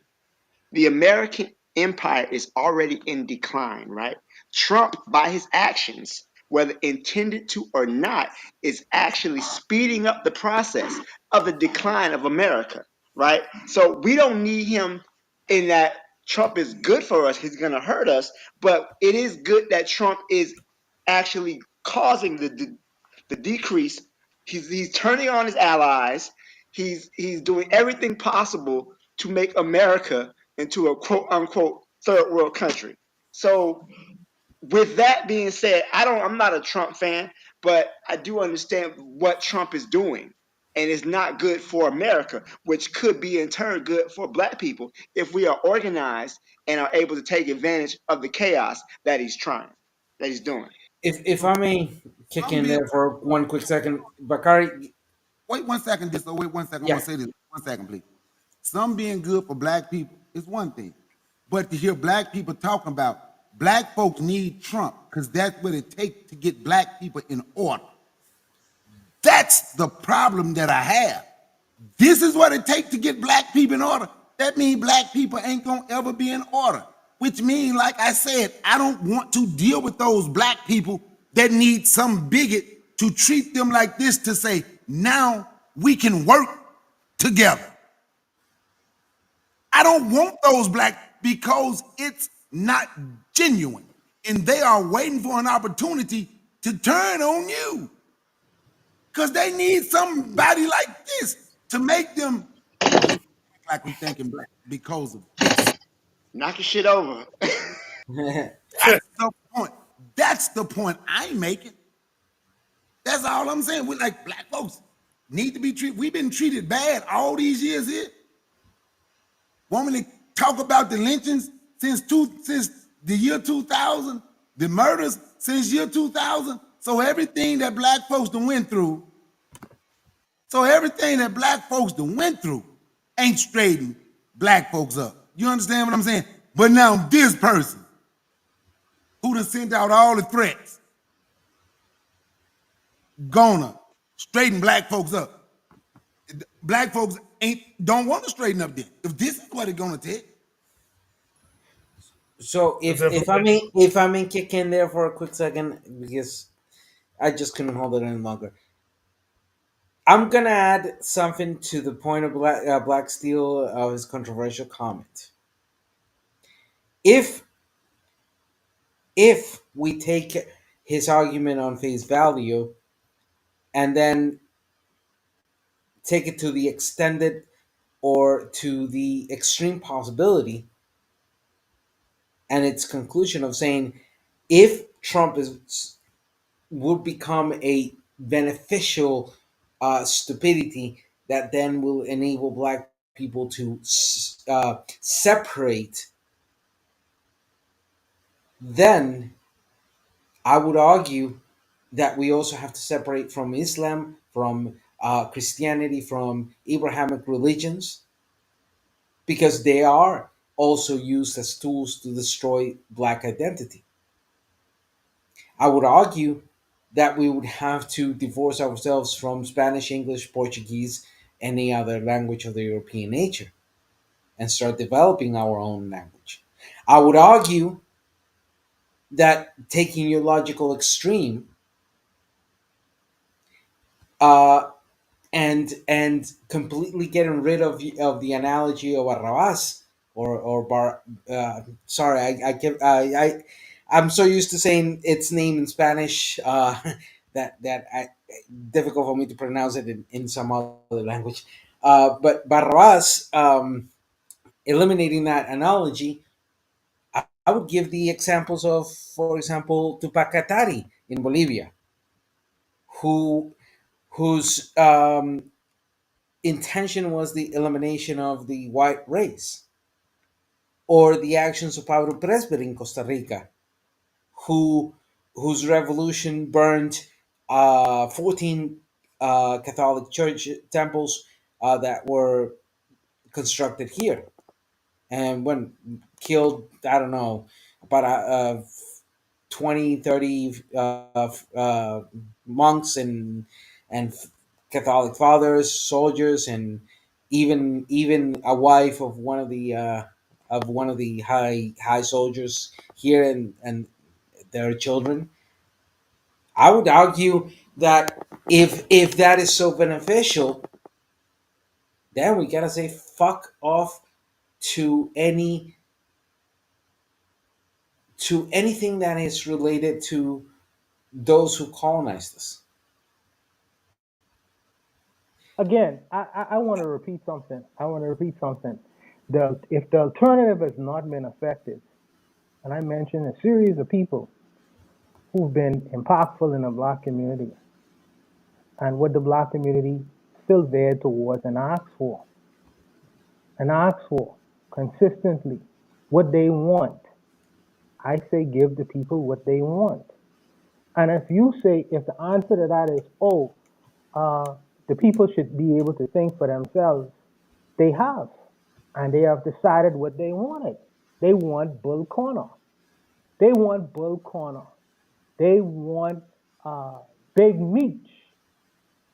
They want Donald Trump and a Donald Trump initiative. They don't want it to move away from that. They want to delineate from the Black South, and they want what they want. So you give the people them what they want, what they're asking for. Sure. And the consequences of that, we'll have to deal with. Well, when Donald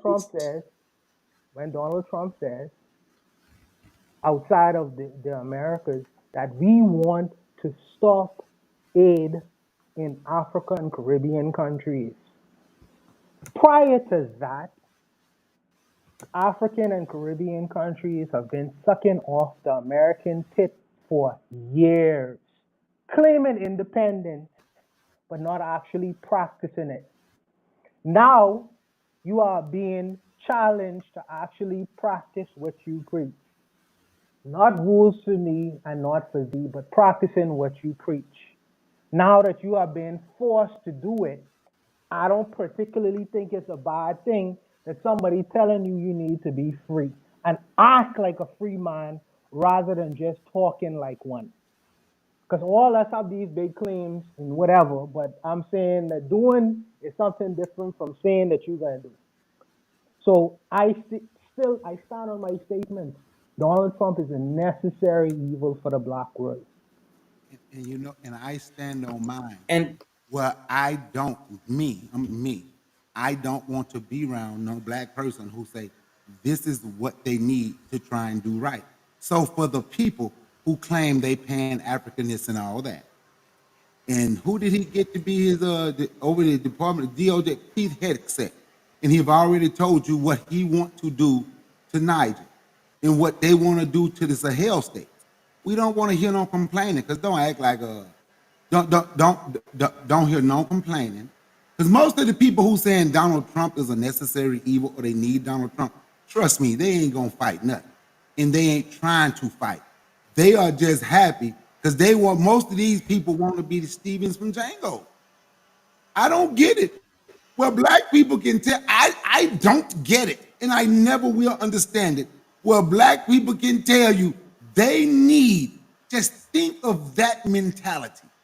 I need the white bigot who hate me to get me in order, to get me in line, to make me act right. Just think of that mindset. It doesn't make sense. It only makes sense, but Kari, One second. you're only talking about one part of the argument. You're not addressing the other one. It doesn't make sense. One second. I gotta acknowledge the sister Cheryl has tried to join the panel several times now. I think she can hear us. Now, Cheryl, can you hear us? I guess I was wrong. I thought she could hear us. Cheryl called out, huh? Okay, all right. Cheryl, say something now. Yes, can I be heard? Yes, you can. Go ahead. Okay, well, it's very nice to be on your panel. I'm not going to be too long. I just want to preface everything that I'm saying by just saying I do have a very healthy respect for all the elders on this. None of this is meant to, say anything negative against you. It's just that as Black people today, if you ask a Black person, do your best to support only Black businesses, what type of response do we normally get? Normally get, oh well, I don't want to do that, or yeah, I'll do it later, or I don't see the importance. This is the problem that we have as a people. And this is what integration has done to us. Now, it's not to say that one is better than the other. That's not what's being argued. What we're trying to do is an analysis, and that's all.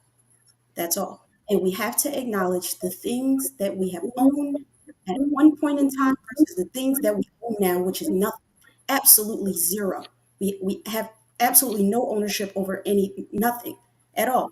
And no, I mean, it wasn't the greatest during segregation. I never advocated for segregation. All I'm saying is that we need have the same mindset in terms of supporting each other economically. And that's where we struggle. We always have every excuse in the book. We go and run to these white corporations. We run to the white restaurants and white this and white that. And we make all the excuses not to support a Black business, not to support our own people. And that is what integration has done to us. And like I said earlier in the chat, I have a child now, and even before that, you can see it in this generation that we have now. Everything is integration. Everything is biracial. Being with this white man, being with this white woman.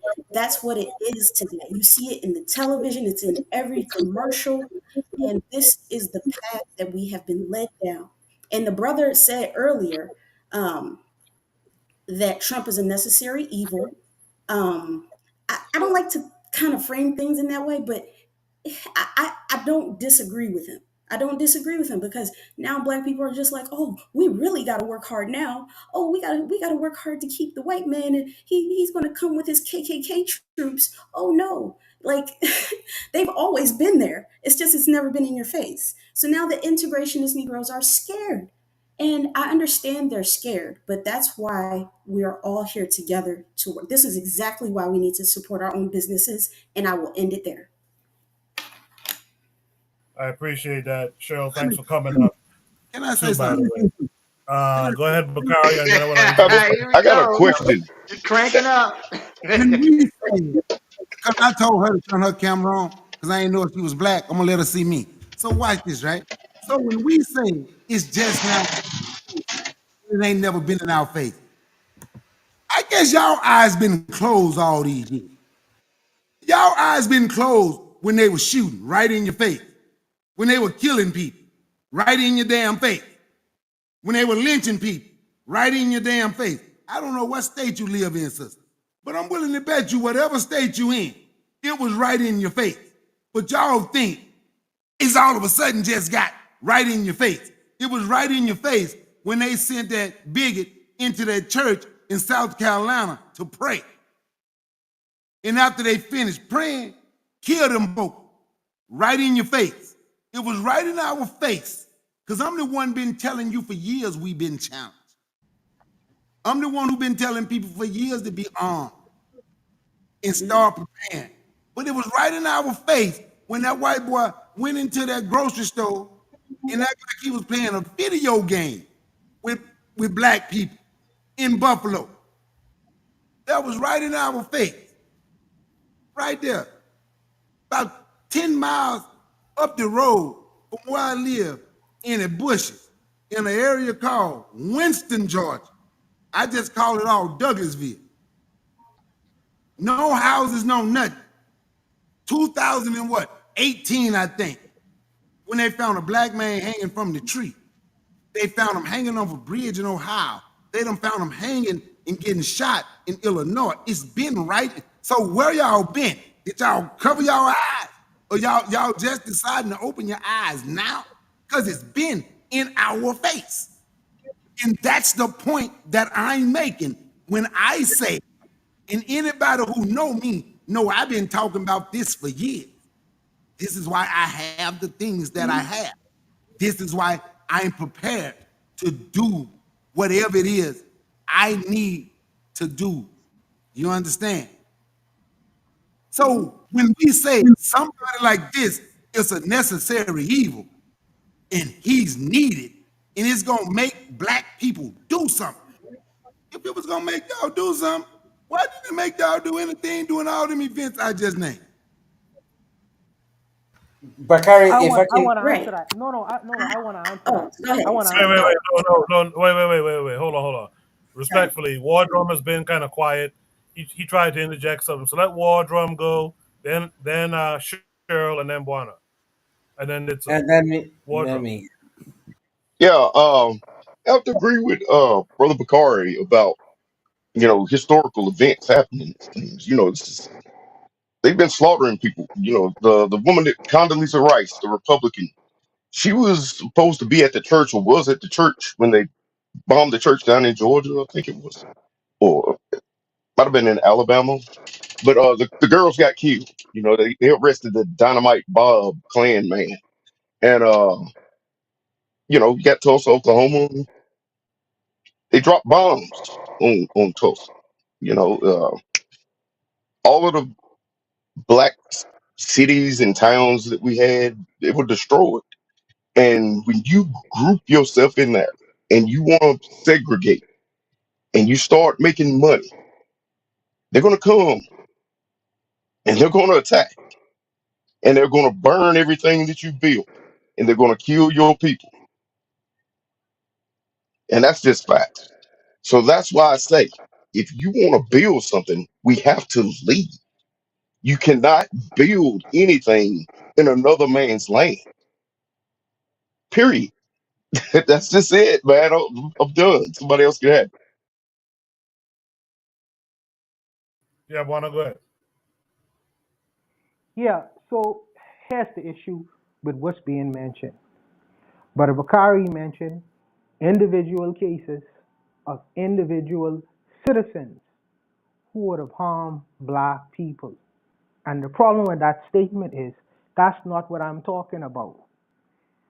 When I say the black community say they want Bull Corner, Bull Corner is not the brother who shoot up the older ladies in South Carolina. Not brother, the white man who shoot up the people in South Carolina.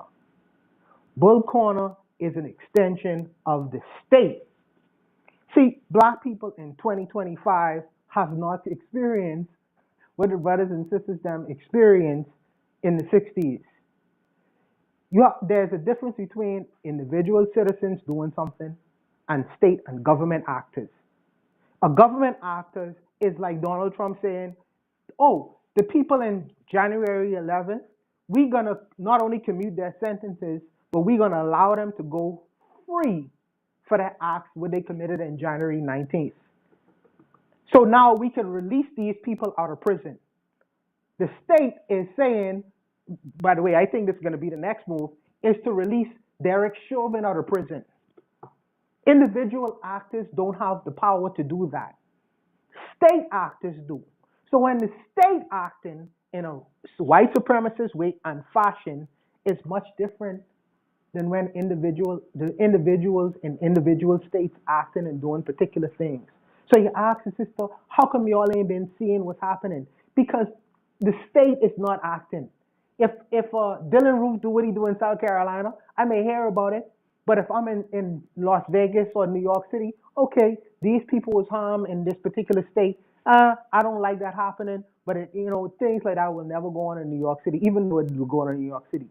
But when the state justifies these actions, now it's a different scenario. Now we going back pre-1965. Now black people have to do certain things, because the federal government doing something, and the laws what they do in the federal government is affecting not only one state like South Carolina and New York City, but it's affecting all the people in the contiguous United States of America.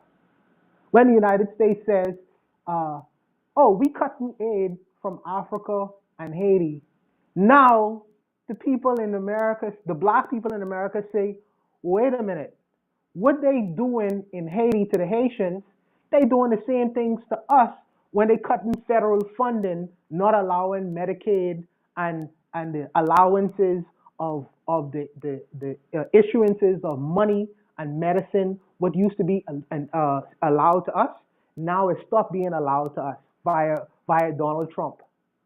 So now we could see that, hey, what they doing to y'all locally in America, they doing to us internationally. We are one. You can't ignore it now.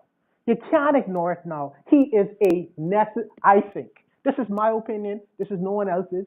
So we can contend with that. This is a necessary evil. Because prior to that, what has black people been doing? Moving further and further away from one another. In fact, now you're getting certain factions saying, well, we have our own ethnogenesis. In fact, we Indians. We Indians. This is how the black man have us the white man have us in the Western world, saying that we have nothing to do with Africa or the Caribbean. So what is gonna bolster the opposite reaction? Since this is what the black people doing in the Western, what is gonna move people to do something that's different from that? If it's not something that's dramatic, unfortunately, like I'll stick to what the words of Marcus Garvey, black people don't move until the black is against the wall. And I figure that this man is a necessary evil for black men to start moving in the way that they should have been more than 200 years ago. I'll leave it. Yeah. So what I'll do is I'm going to do Cheryl and what Garvey actually said is, you don't want our back up against the wall. It's peculiar and uncomfortable. I'll do Cheryl Ditso, and then I have a panelist I have to introduce. He's been waiting for a little while now. So Cheryl, then Ditso. Let's go. Okay, so again, I appreciate everybody's comments and everything that everyone is saying. Brother Bakari, I think that a lot of the things that you're saying and a lot of the things that I'm saying are are similar. And I grew up in Philadelphia my whole life. My whole family's lived in Philly. My dad was there when the move bombing happened. We in it. You know what I'm saying? But I'm just going to say something that my husband always tells me, and it's something that like took me a long time to understand, and that is that socialization beats information. We have a wealth of information on this panel. Like there's some things that some people in this chat have been talking about that, some things that I haven't known. And I do appreciate people for speaking on those things. But when it comes to socialization of our children, of our teenagers, even myself, I'm 35 years old. Um, you know, how we are socialized is the biggest factor. We can have all the information in the world. If you're not getting to children, if you're not getting to them on a personal level, if you're not getting to them socially, you're not going to have them. They're the United States, the Western powers, whether I don't care if it's in the United States, UK, Canada, they're always going to have their minds. Um, and that's why you see the interracial thing is pretty high. And if we're talking about doing for ourselves, how do you build an empire? How do you build anything if you are sleeping with the enemy? You cannot build anything. And it's not personal. A lot of people like to take it personally. Nobody, no other race, no other group of people takes it personally. When Indians do them thing, they do them thing that they marry Indian people. They don't care how disgusting their language sounds. They don't care that you don't like their turbans and the Sikhs that they wear, the turbans that they wear. They don't care what you think.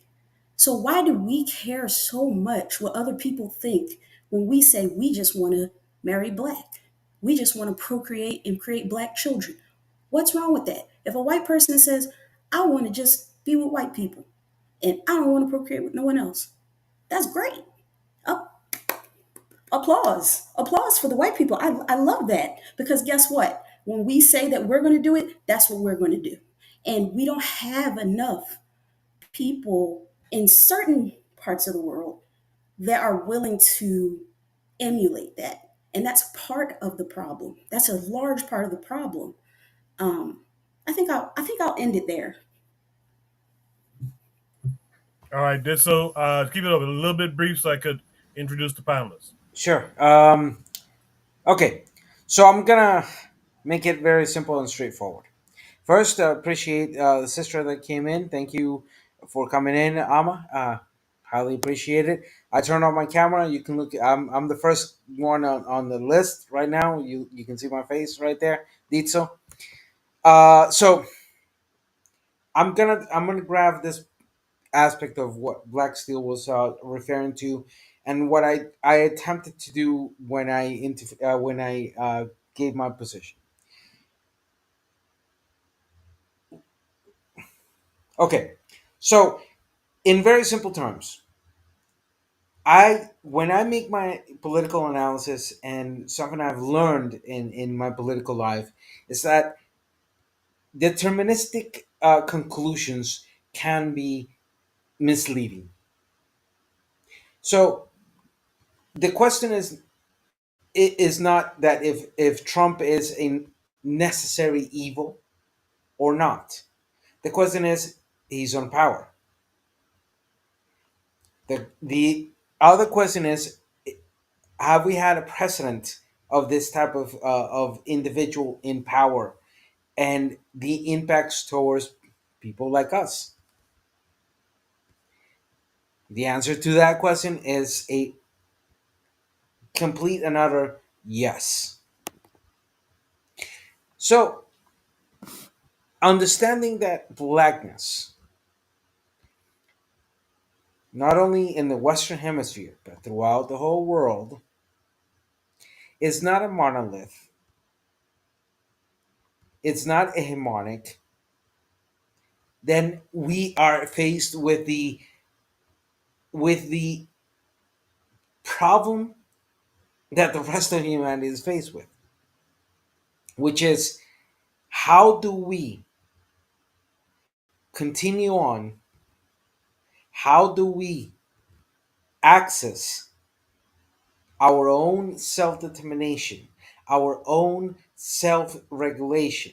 How do we grow as this diverse forms of civilization. One important aspect in regards of this is something that I spoke in another channel of indigenous aspects, is understanding the impacts of integration, adaptation, assimilation, colonization, and how those elements have given us what we have today, and how those elements function towards our relation to other ethnical groups and those who, aka, we call white race. The problem resides not on the fact of a necessary evil, but it resides on the fact that our communities have, either because of the establishment of what we call Eurocentric white nationalism, gringocentric, gringo defaultism, impede us to learn our own history of our own regions. But not only that, that we have been fed into pseudo scientific BS that some of those who have more loud voices and can be considered as leaders have pushed forward. And at the same time, we have been permissible with those like Martin Luther King or Malcolm X, to say those in the United States, or to go down in Latin America and talk about Vicente Guerrero, or talk about uh, well, right now I'm my brain has gone out of names, but anyhow, of any of those leaders throughout this last 200, 250 years, in where that permissibility has also been a cult of personality. That does not mean that one does not, or is not able to say the good things that uh, those leaders have done, but also the mistakes have to be seen. Because if we don't see it that way, we're condemned to continuously giving the floor to people who should not have the floor. So, in very short and concise way, it isn't a question of if it's a necessary evil. It is a question of the evil is there. How do we go beyond that? And one of the answers to that is learning our own history. That's all I'm going to say. Appreciate that, did so. So, this conversation kind of spiraled a bit away from the original Shoot the Breeze topic, but I let that go on because this Trump thing is an issue. And it's going to be something on our minds for a while to come. We have 4 years of this. So it is an issue and it is worthy of discussing. But I do want to bring in the next panelist because this was their prompt. And I want to kind of bring it back to what it was. Should we start number 3 was when you tell black people how powerful they are, but they don't believe you, is it over for us? Are we beyond deprogramming? And the video attachment is of RFK, white guy, Kennedy, who's not a doctor, but he's talking about how vaccines that are for whites don't necessarily need to be given to blacks because we have different immune responses, blah, blah, blah. And, most of the panelists, when we first started talking about this, spoke about how it's dangerous and whatnot. And that is what led to Trump conversation because Trump has these kind of people around.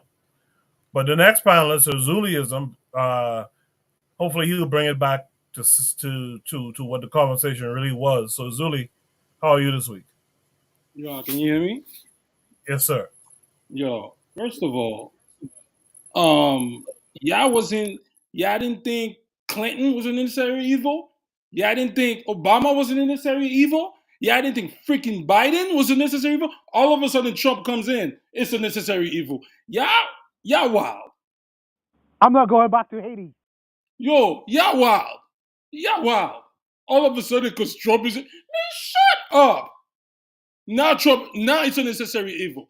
Anyway, somebody mentioned about Tulsa, Oklahoma. Did you guys know Tulsa, Oklahoma rebuilt after that incident? Did you know that they rebuilt everything? So black people did rebuild after that. You know what destroyed it? Policies. The highway that they built and destroyed the community. So stop acting like black people didn't rebuild Tulsa after that. Do the research. I don't understand how people saying, oh, because Trump is in power, all of a sudden he's a necessary evil. So every president, Reagan was not a necessary evil? This is how I know all you ends are programmed. And basically, I wasn't here. This man said, RFK said, black people have a stronger immune response to foreign bodies coming into your body. So you shouldn't give them the shots. You shouldn't give the kids 18 or 20.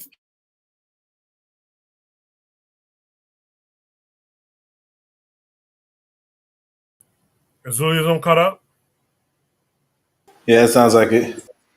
He's still here. Ursu, can you hear Oh us? damn! Did we dodge a bullet? Shit. We pulled the Trump. No, you ain't gotta tell us, Julius. I'm not going back. I'm not going back to Haiti. Bruh, I could smell the bullshit. He was cranking up with that bullshit. he was winding up with that bullshit. Come on, man. They were. I don't know who wants to rebuild a whole fucking town, man. I mean, Because the I white wanted people to. came and blowed it the fuck up. Who It wants to didn't do sound that? like bullshit to me. I wanted to see where he was gonna land his plane on, but Come on, I I want to was. see where the plane In the lands. water. This is medical racism. There's nothing beneficial about what this man is talking about. This man is literally saying we don't got to give black people the same vaccine. This motherfucker is not a doctor. He ain't been to medical school. He damn near finished college. Who is he? He saw some. He is the white version of what's that black dude who be on talking about we really indigenous. What's that guy's name? What's his name? Oh, Dan Calloway. Hello, Dane can y'all hear Calloway. me? Thank you. He's a white version of Dane Azuli back. Calloway. Azuli back. Azuli back. Okay, go ahead, Azuli. We talking shit about you, but I want to hear what you got to say. Black Steel. I just wanted to say, I understand where you're coming from. I just consider that the argument. You're not a Zuli, bro. Let a Zuli go, bro. Here we America got go. it wrong, man. Here we go. Coño, ya empezamos. No. No. What I was gonna say is, I think the argument that you're presenting could be fine tuned to incorporate those elements that I was explaining. But I don't know.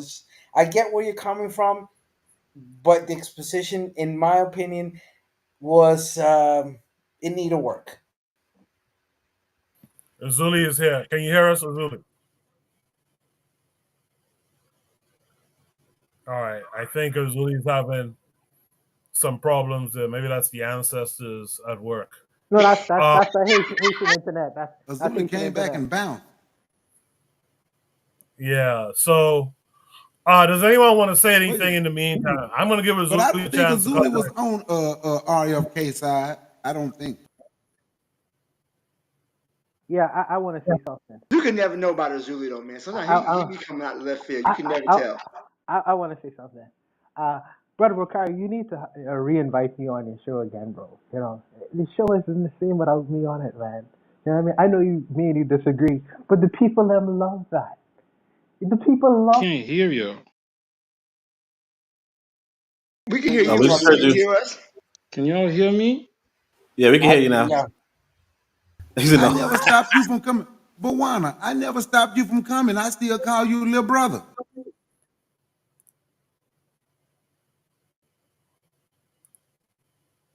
All right, so can All you right. hear us? Can Kofi hear me? Guys, Oh, I can hear you. everybody in the panel, guys, gals, and everyone, I do need to step off. I do thank you for having me here. Just real quickly, I think this conversation has been very beneficial in many ways, shapes, form, or manners. All I'm gonna say is as follows: the best thing we can do is not to fall on the cult of personalities and the charlatans that play on fears and play on ignorance in regards to that. And that black excellence as such requires also the compromise of education and of breaking away the chains of prejudice and of misguided beliefs. That's all I'm gonna say. Thank you for having me. Buenas noches. Beshko Woblaba. Walk with your eyes open. All right. Yeah, So peace. thanks for coming. Zulism, did you fix the sound? You may have to step off and come back in. I think Bakari wanted to add something. Maybe War Drum. Go ahead. Yeah, man. It's crazy talk about building back the town, man. I mean, Oh, they got more bullets than you got money. I'm You know what good. I'm Go ahead, saying? So War Drum. I'll you wait you till we can keep go around. building.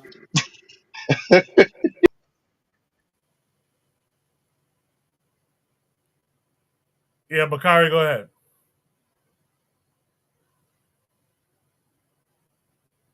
I think Bakari has a delay. Can you hear me? Yes, sir. Can y'all hear me? Yeah. Yes, there's a Yeah. delay. I don't know what it is. I'm having technical difficulties like earlier. Azuliism is having the same problems I had. Just stopped in the middle. But no, I have nothing. I'm going to go ahead and wait till that last one so I can give my closing and give a shout out to everybody and all that. All right, Zulism is back. Can you hear us now? All right, looks like we're not going to get Zuli tonight. It's something about this EV Mux, man. I don't know. There's one thing StreamYard had down pat. Someone joined the call for the most part. 98% of the time they'll get on. I don't know what it is with this one. That's a shame though. But you know what? As Bakari suggested, man, let's do shout outs. We went overtime tonight. It's cool because it was a good conversation. But let's do our shout outs. Something positive you saw or experienced in the black world, or in your black world, during the week. Since the last time we did this, which was last week Saturday. So I'll start with Oni on this one. Oni, what shout out would you like to give this week? Well, I'm gonna shout out my family. Obviously, we decided to read some Booker T. Washington yesterday, and the brother, he packed a lot of good insight. I'm also going to say that I like that question about what was maternity rate in before the civil rights era. I decided to look it up. I put it in the chat for those who didn't see, and it was pretty bad too during the times of segregation. So it was something that I didn't know, but now I know. I mean, I kind of knew, but it's good to confirm it with the data. But besides from that, like I said, just being able to read some Booker T. Washington with the fam is a good thing. And that's it. Appreciate that. Thank you for having me. Oh, no problem at all. No problem at all. Black Steel, what would you like to shout out this week? Great show Black tonight. It's Black History Month, so I want to shout out Black History Month for the whole month of February.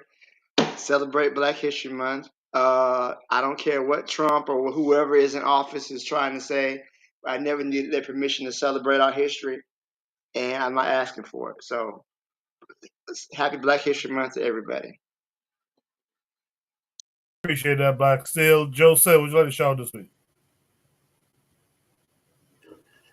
Yeah, shout out to everybody in the panel, everybody Pan-African, and yeah, actually everybody Black, and may they find themselves and the right way, because it's it's time is short. Time is short. Conduct closing. Conduct closing. That was it. That was it. Appreciate that, Jose. War Drum. I think this was the first time he was on the panel, so I'd like to hear your shout outs for this week. Yeah, I want to get a shout out to all the Pan Africans, all the ancestors. And when I say all the ancestors, I'm not in just in American history either with Black history. I'm talking about all Black history. Shout out to all the Pan Africans, Ibrahim Traore, you know, people all over the world. We need to unite and get our shit together. Appreciate that, War Drum. Hopefully you'll hang out with us sometime again in the future. Brother Bakari, what would you like to shout out this week?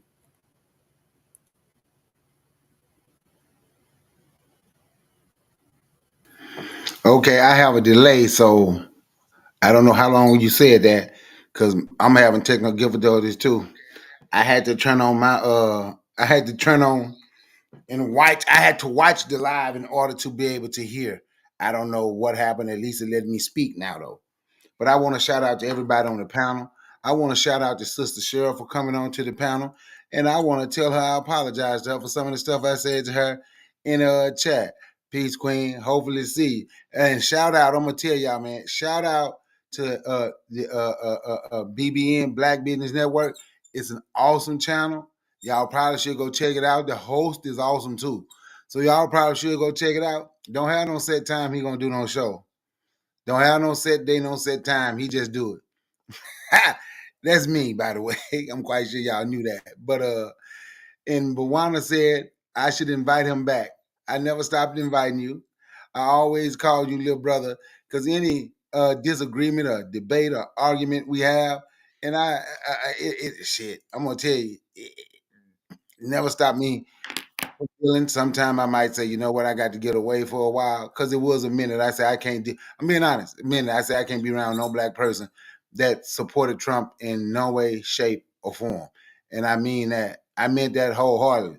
So now it's a little better, because I can't deal with nobody who, this guy let you know what he want to do to Black folks, and with that, with and that's what the square I stand on, right? But we're going to have to fight this beast. We are going to really have to fight this beast. And anybody who know me and who been around know I've been saying we need to be prepared. We need to be training. We need to have everything. My good brother Koku is the only one that said he had the ham radio that he was studying, right? So more people need to study that, because I've been preparing for the zombie apocalypse, and now the zombie apocalypse here. I didn't do the ham radio because my homeboy did it. So we just share the same thing. So that's what I'm talking about, networking. So, bro, you don't know nothing about me. Him scared though. but but that's the thing about it, is about having a crew. So if Koku do it and he got a crew, y'all need to listen to Koku and learn how to use the ham radio. Get your people together, and what you're gonna because now is the time. The zombie apocalypse is here. It's upon us. The zombies just ain't running around everywhere yet, but the zombie apocalypse is here. But once again, shout out to everybody on the panel. Shout out and peace. I'm out. Appreciate that, Bakari. Hopefully, Cheryl can hear me. Cheryl, you want to give a shout out this week? Sure. So this was my first time actually speaking on this platform. I'm constantly calling, typing in the chat. I just wanted to shout out everybody here in the chat and just say hi, hey guys. And just remember, programming is done through socialization. So we got a lot of work that we need to do. We want to deprogram our people and support your own people. Don't let other people say it's wrong just to support your own people. So that's again, I'll restate, that's a huge part of the problem right there. We're afraid to be just for us. We think we have to support other businesses and other people, and that's the one of the biggest problems right there. And I'll end it there. Thanks, guys. Appreciate that, Cheryl. Thanks for coming through. You're always welcome to come back, by the way. Is Katazuliism hear me now? Yeah, I could hear you, bro. I could hear you. My shout out is that I'm just gonna piggyback real quick because I know something happened and I couldn't Yeah, hear. So what I'm saying is, based on that prompt, that young lady said something important about we've been socialized. A lot of things we've been socialized. We have to deprogram ourselves. I know a lot of people when they heard that thing RFK said, they was like, oh, there you go again. They don't want to give black people the right medications or whatever. But there's studies that says that black boys are more likely to get autism due to all these shots that they give the the children at a certain age. So I know a lot of people here are probably for vaccination and all of that stuff. This is part of the deprogrammation that we must do. When you just hear this man talking about, oh, we shouldn't give black people like black, oh, everybody's offended, da da da da da. But there's studies that said that black boys get autism at a higher rate than the other race. So instead of us being reactionary and just just like that lady said, oh, I'm gonna pass. Sometimes these people that we claim are here to give you the truth. We've been socialized for such a long time. Even when the truth comes to hit us now, we look at it as, oh, nah, that's trash. That's trash. No, these people are against us or whatever. All I'm saying is that even when black people are left to our own device, we use herbs, we use this. We don't use these things to heal us. So if we're not trying to desocialize ourselves to deeper, like we're looking at RFK, we're saying, oh, this guy is this. Why is this all of a sudden? Oh, that's it. Like I think that's why people were saying that's a necessary evil, or he should not. People should not listen to them. Have we forgotten? Have you not seen Black Apartheid? Have you not read that book? What they were doing to black people with this medical system that this lady, this senator is trying to back? All I'm saying is we need to keep our head, we need to be open-minded to be like, oh, maybe what we've been taught all this time by these so-called people that you guys are talking about we need to prepare against, maybe we should look at them differently. So are we forgetting what happened with the what is that, the syphilis thing that happened while they were giving people shots? And I'm just saying, the men just said, they saying that black people's immune system responds at a greater rate than certain people. So why is that look upon that this person is being racist towards black people? I don't understand it. But that's my shout out. Sorry I couldn't stay. Something happened to my computer. But hey, Goku, it's always a pleasure, man. I'm out. Yeah, thanks for coming through. Last but not least, let's have from Buana. Buana, what would you like to give a shout out to this week? Okay, so let me start it. Let me start it this way. I'll start with my brother from the south. R, RFK said that because you're a big believer in looking up things. RFK said that in college he used to take heroin, and he said that heroin is the cause of his success in school. And this is what he said. So a person who was like this with no medical background and no medical experience, and a man who was basically was bragging about taking heroin when he was in school and saying how good it was for him to take heroin. shouldn't be a person in charge of what he's in charge of. But I mean, if the Americans, Bill Gates was in charge of the vaccine, and he doesn't have a medical degree. What are you talking about? Did you no, say that he was doing that? But really, you didn't address the heroin though. Bill Gates was never a heroin addict. Bill Gates was not a medical doctor. But address the heroin. You know what? Next Address week I'm gonna send Coco a video where a black professor said he was on heroin and heroin was good for him, and he has a PhD. Why in the world would I? Yeah, that's the same guy that everybody call a sellout, who say he won't even tell a young black person, a teenager, not to take drugs. Doing drugs is okay. Just because he black and he said it and he a doctor, that don't mean he is right. You guys, have you ever spoke to Dr. Carl Hart? You guys take pills, drugs from the pharmaceutical company forever, and this shit don't even work for y'all. Have you ever spoken to Dr. Carl Hart? Stop it. Have you ever spoken to Dr. Carl Hart? When the FDA says it's okay to take a medication that actually doesn't work, when the pharmaceutical company say, yo, take this, take that, it's okay. But now you want to tell me about a heroin guy? Oh, please, yes, man. Yes. Have you ever spoken with Dr. Carl Hart? No, I haven't. Have you? Yes, I have. So, because you can email him. I was just asking, you want his email? I can give you his email. He will respond. He will sit there and say all that. And I asked him, and I can let you see the email, did you tell your own kids it was okay to take drugs? His answer to that was no. We don't need nobody out here pushing this nonsense to our black youth. Then we gonna laugh at them when they shooting up with heroin. Bro, I don't agree with. I never said that, but it's because Boana said the guy was on drugs. I said, yo, there's a bunch of doctors that be on drugs and prescribing. That's all I said. That I'm not for it, bro. But he was in a doctor. But you used Carl Hart for an example, and I knew you was talking about. Because he's not a doctor, but he was on CNN, he was on MSNBC, and they gave him something to talk about. He also sold crack. He also did all of that too, and said that did not bother the black community. Him selling crack didn't hurt the black community at all. What's going on? He said that as well, Dr. Carl Hart. Biden did the crime bill. Y'all still elected him. I don't care. Stop fronting like that. Y'all really tight about that. Shut up. What? See. No, I'm saying you want to. Y'all was going hard for Biden and Kamala.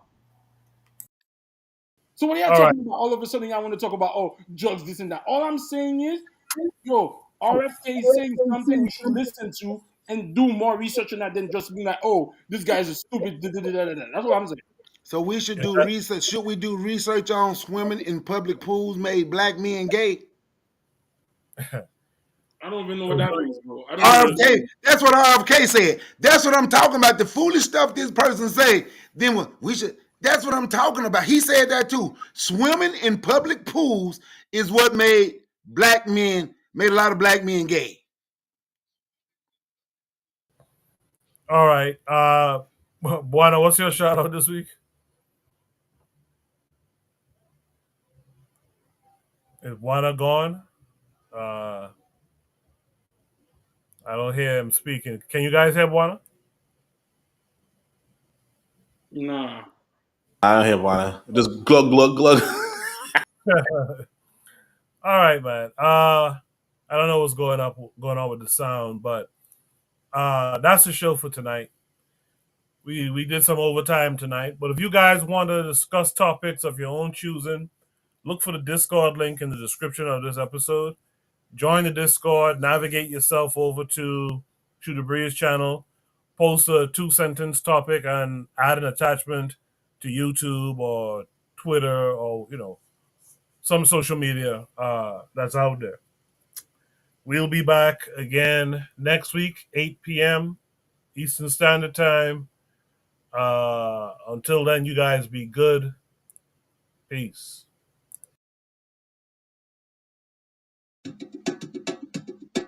Hello there, dear listener.